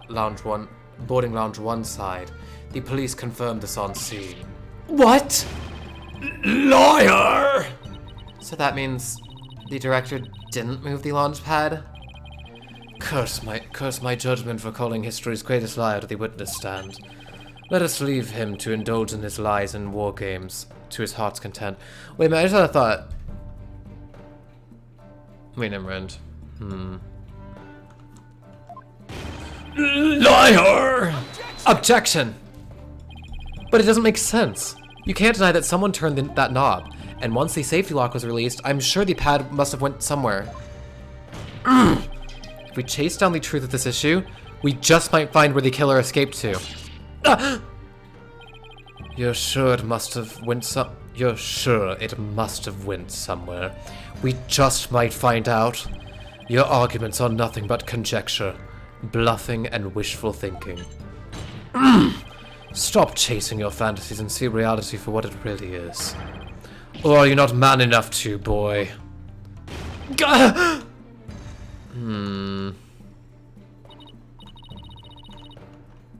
Talk about heading below the belt. Youngins these days. I don't understand it. I'm sure Director Cosmos must have moved the launch pad. The knob was definitely turned after he came to the lounge. But the launch pad is right where it's supposed to be.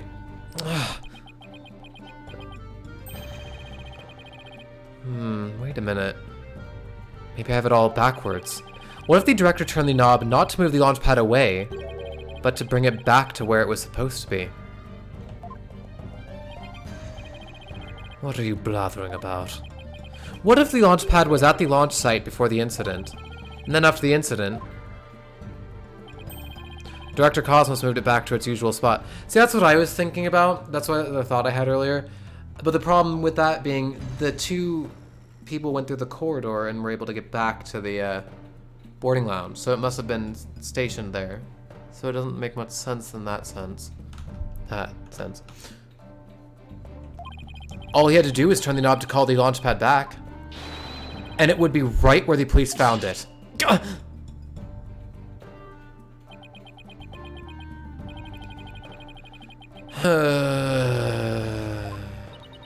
You made him sigh like Mr. Starbuck.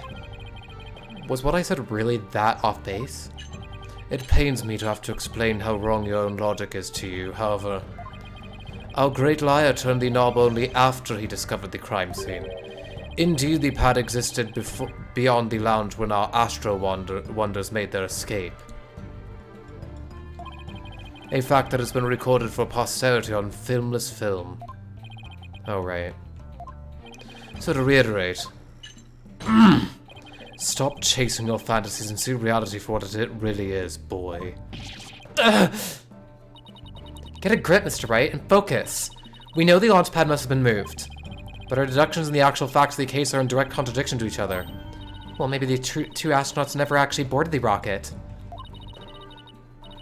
This footage could be fake, taken with body doubles after the incident or something. That's actually a good point.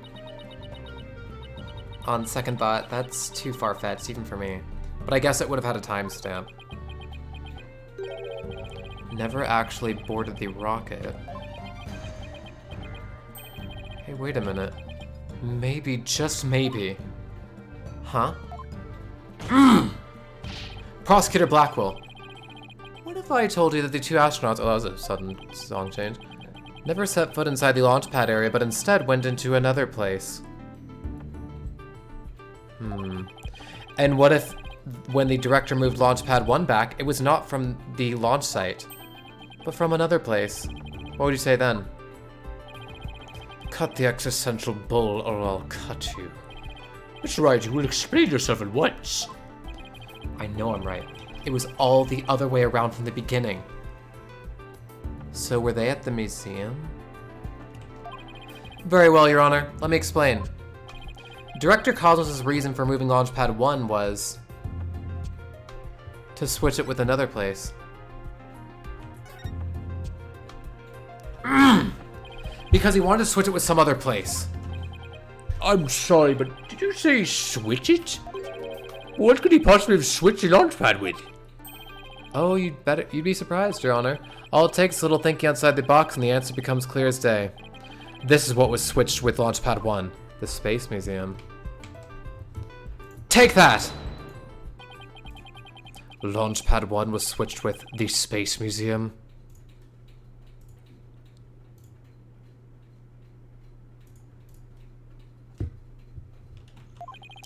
In the past, the Space Museum used to be Launchpad 2. It has all the same features as Launchpad 1, and can even be moved to the launch site. Meaning the Space Museum and Launchpad 1 can also be switched with each other. You can't mean... The rocket the astronauts boarded was not the one in Launchpad 1. It was the one in the Space Museum. But isn't that a model one? What? Balderdash! And yet, it's the only explanation that accounts for every riddle and inconsistency. This is how the Space Center was just before the incident. I see Launchpad 1 and the Space Museum have already switched places. That's right. And with the two switched like this, the astronauts entered the Space Museum from boarding lounge 1. This allowed the true killer to enter launch 1 or pad 1 from boarding lounge 2. And set the bomb on the rocket. Oh, true. Come to think of it, the door to the Space Museum from boarding lounge 2.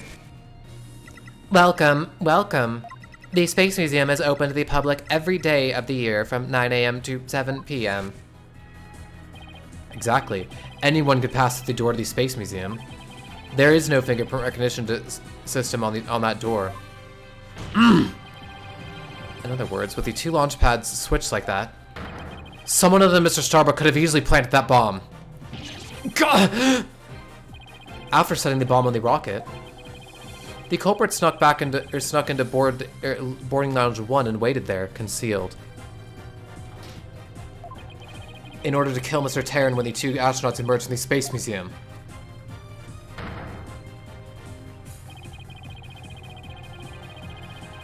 Recall that Miss Blackwell, Mr. Starbuck, and the director all saw a suspicious figure, who, we can suppose, after killing Mr. Terran.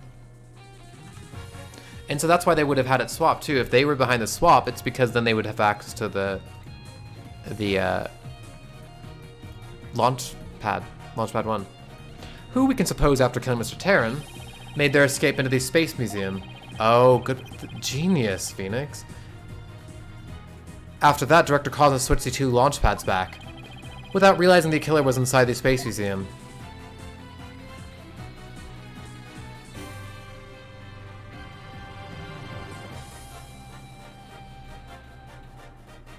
The killer then left the Space Museum and made a clean getaway. Right, don't know. I see you know how to handle a sword and handle it well. Perhaps I should call you Swordmaster Bluff. I'm a seasoned warrior who has cut down many a prosecutor. Silence. But unless you can prove your theory, it's no better than a rusty sword. That's right! You have no proof I switched the launch pads! Somebody needs a better anger management counselor. If the launch pads really were switched, there might be a record of it somewhere. At this point, Launchpad 1 and the Space Museum were switched with each other. So the corridor beyond the door... Oh, whoops, wait, was that Athena? Oh, no, okay. So the corridor beyond the door should be the one that belongs to the Space Museum. Let's see, there's an image of the Launchpad 1 corridor. Do you see anything different when we compare it to the security footage? Huh? That number on the floor, where 01. Well, what do you know? Looks like we have proof after all, Prosecutor Blackwell. And if this is just another bluff. Oh, don't worry. It's all right here. Right in this footage. Oh yeah, this is like the classic number contradiction that appeared first time in the Turnabout Samurai. In the first game, episode 3. Proof that beyond this door is the corridor to the Space Museum. Very well then. Answer this for me if you would. What in this footage proves that the corridor belongs to the Space Museum? Right here, this 2, that's clearly not a 1. Take that! Because the 2 would correspond to Launchpad 2, the original, like, second launch. There's a 1 on the floor of the Launchpad 1 corridor. But take a look at the floor of the corridor in the security footage. Do you see the number on the floor behind the astronauts? It doesn't look like a 1, does it?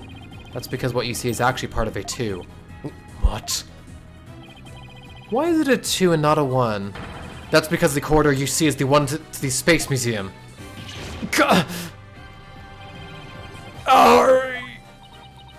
And so that means the corridor in this footage was not filled with smoke.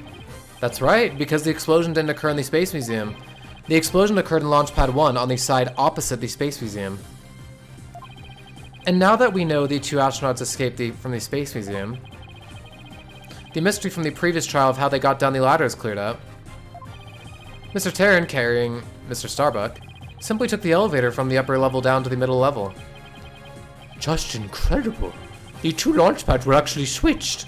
But do you think someone would have noticed an event of this magnitude? Everyone was down in the basement shelter when the launch pads were swapped back.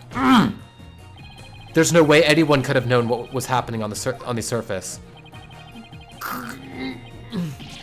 God! Noise level down to 0%. Bonus. Info update.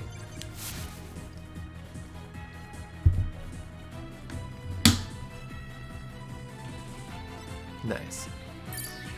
Bye. No more lies, Director Cosmos. It's high time you told us the truth. God! My honor, my glory, everything is slipping away. Time to deploy my ultimate weapon. Galactic engine, ignition. What? It's gone haywire. It won't stop. My stars, my glory. No, not that way. What the? Bailiff, are you stealing after that witness?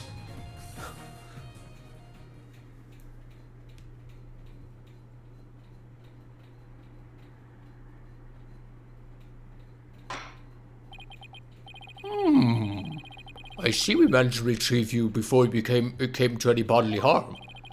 Director Cosmos, do you admit you switched the launch pads? I admit it's true. I switched Launchpad 1 for the Space Museum. It is good to hear words I can believe before I change. Before you do, Your Honor, 2 things. First, we don't know if Mr. Terran had prior knowledge of the switch, but also, why would he switch? So did he know that it was, they were switched initially, or what, I wonder? First, we don't know if Mr. Terran had prior knowledge of the switch. As for Mr. Starbuck, he was unaware of his surroundings thanks to his medication. Either way, Mr. Terran would have realized the instant he stepped into the Space Museum that it had been switched with Launchpad 1. So my first question is, if the Space Museum was perfectly fine, why did Mr. Terran feel the need to put on such a dramatic display?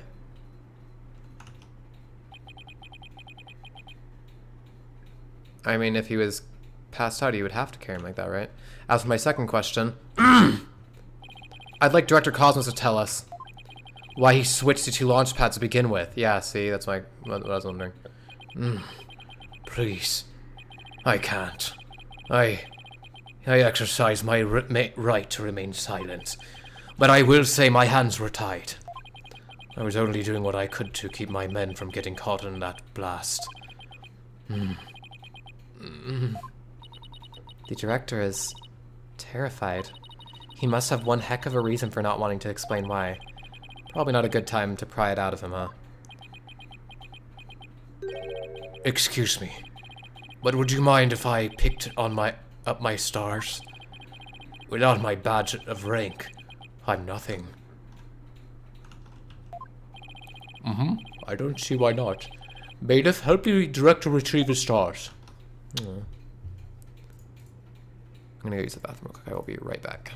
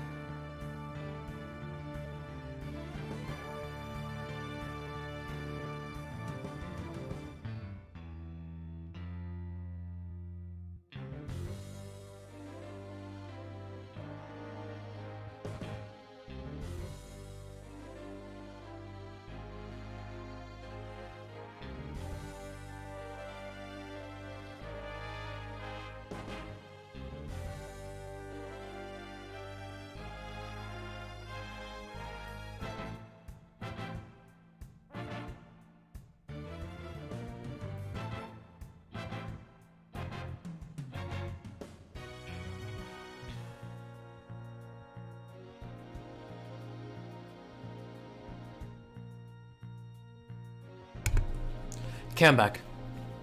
Hi, Tarek. Hello again. Sorry it took so long. We should be basically at the end of this case, so... Well, hopefully let's see. It appears the possibility of a culprit other than the defendant has presented itself. Mr. Starbuck, is there anything you wish to say? I don't get it. Don't get it. What don't you get? Director, why did you do all that? From the very beginning, you never meant for me to launch... for the launch to go ahead, did you? You tricked us. Mr. Starbuck. Starbuck, my boy. I'm sorry. I can't tell you the reason why, but I had to do it to protect the Space Center. Director, will I ever get the chance to go into space again?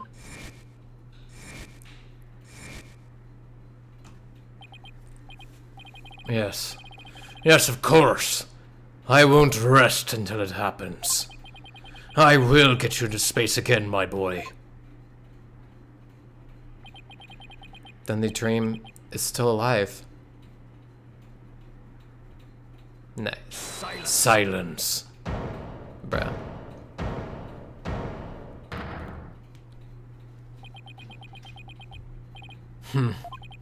You're not going into space, Starbuck, but prison.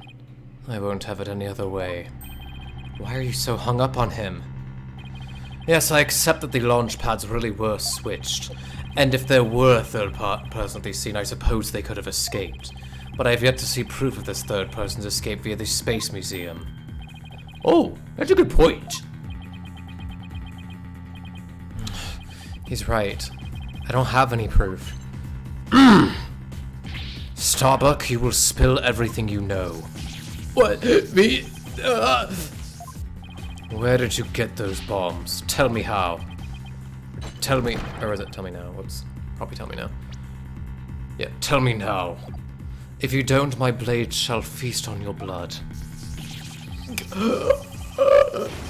If I'm going to die, I want to die in space. I have to do something.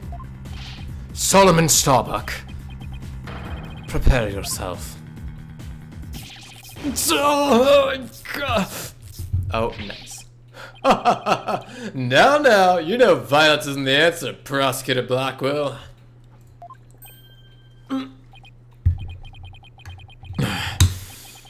That annoyingly cheerful laugh. It can be no then.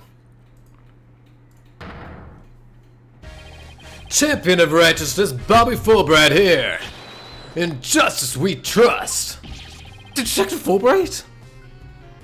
Sorry to keep you waiting, Mr. Lawyer. I hope I'm not too late. I don't believe we had an appointment. I tried to hurry, but I ended up helping a little old lady cross the street. Then I had to break up a cat fight. I tell you, justice sure is a full-time job. Was it a fight between cats, or... Why are you here again? Because the defendant isn't the culprit, and I came to make sure that justice is served.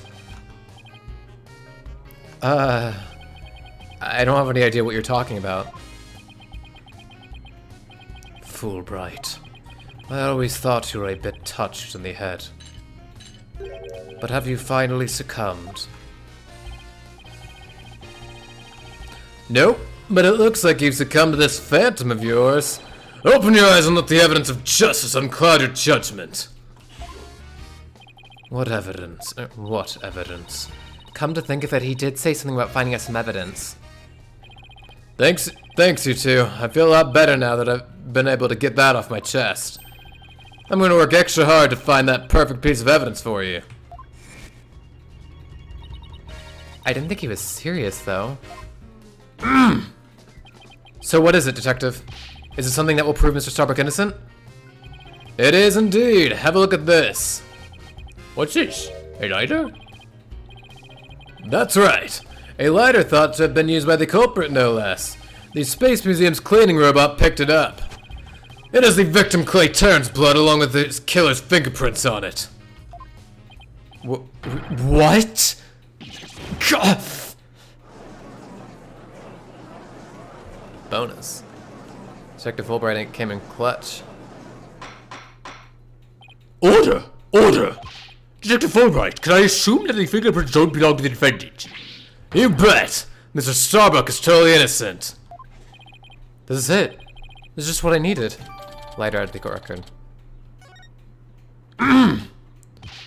Your Honor, this is decisive evidence that supports the defense's earlier claim. Explain yourself, Mr. Wright. With pleasure, Your Honor. Recall where this lighter was found.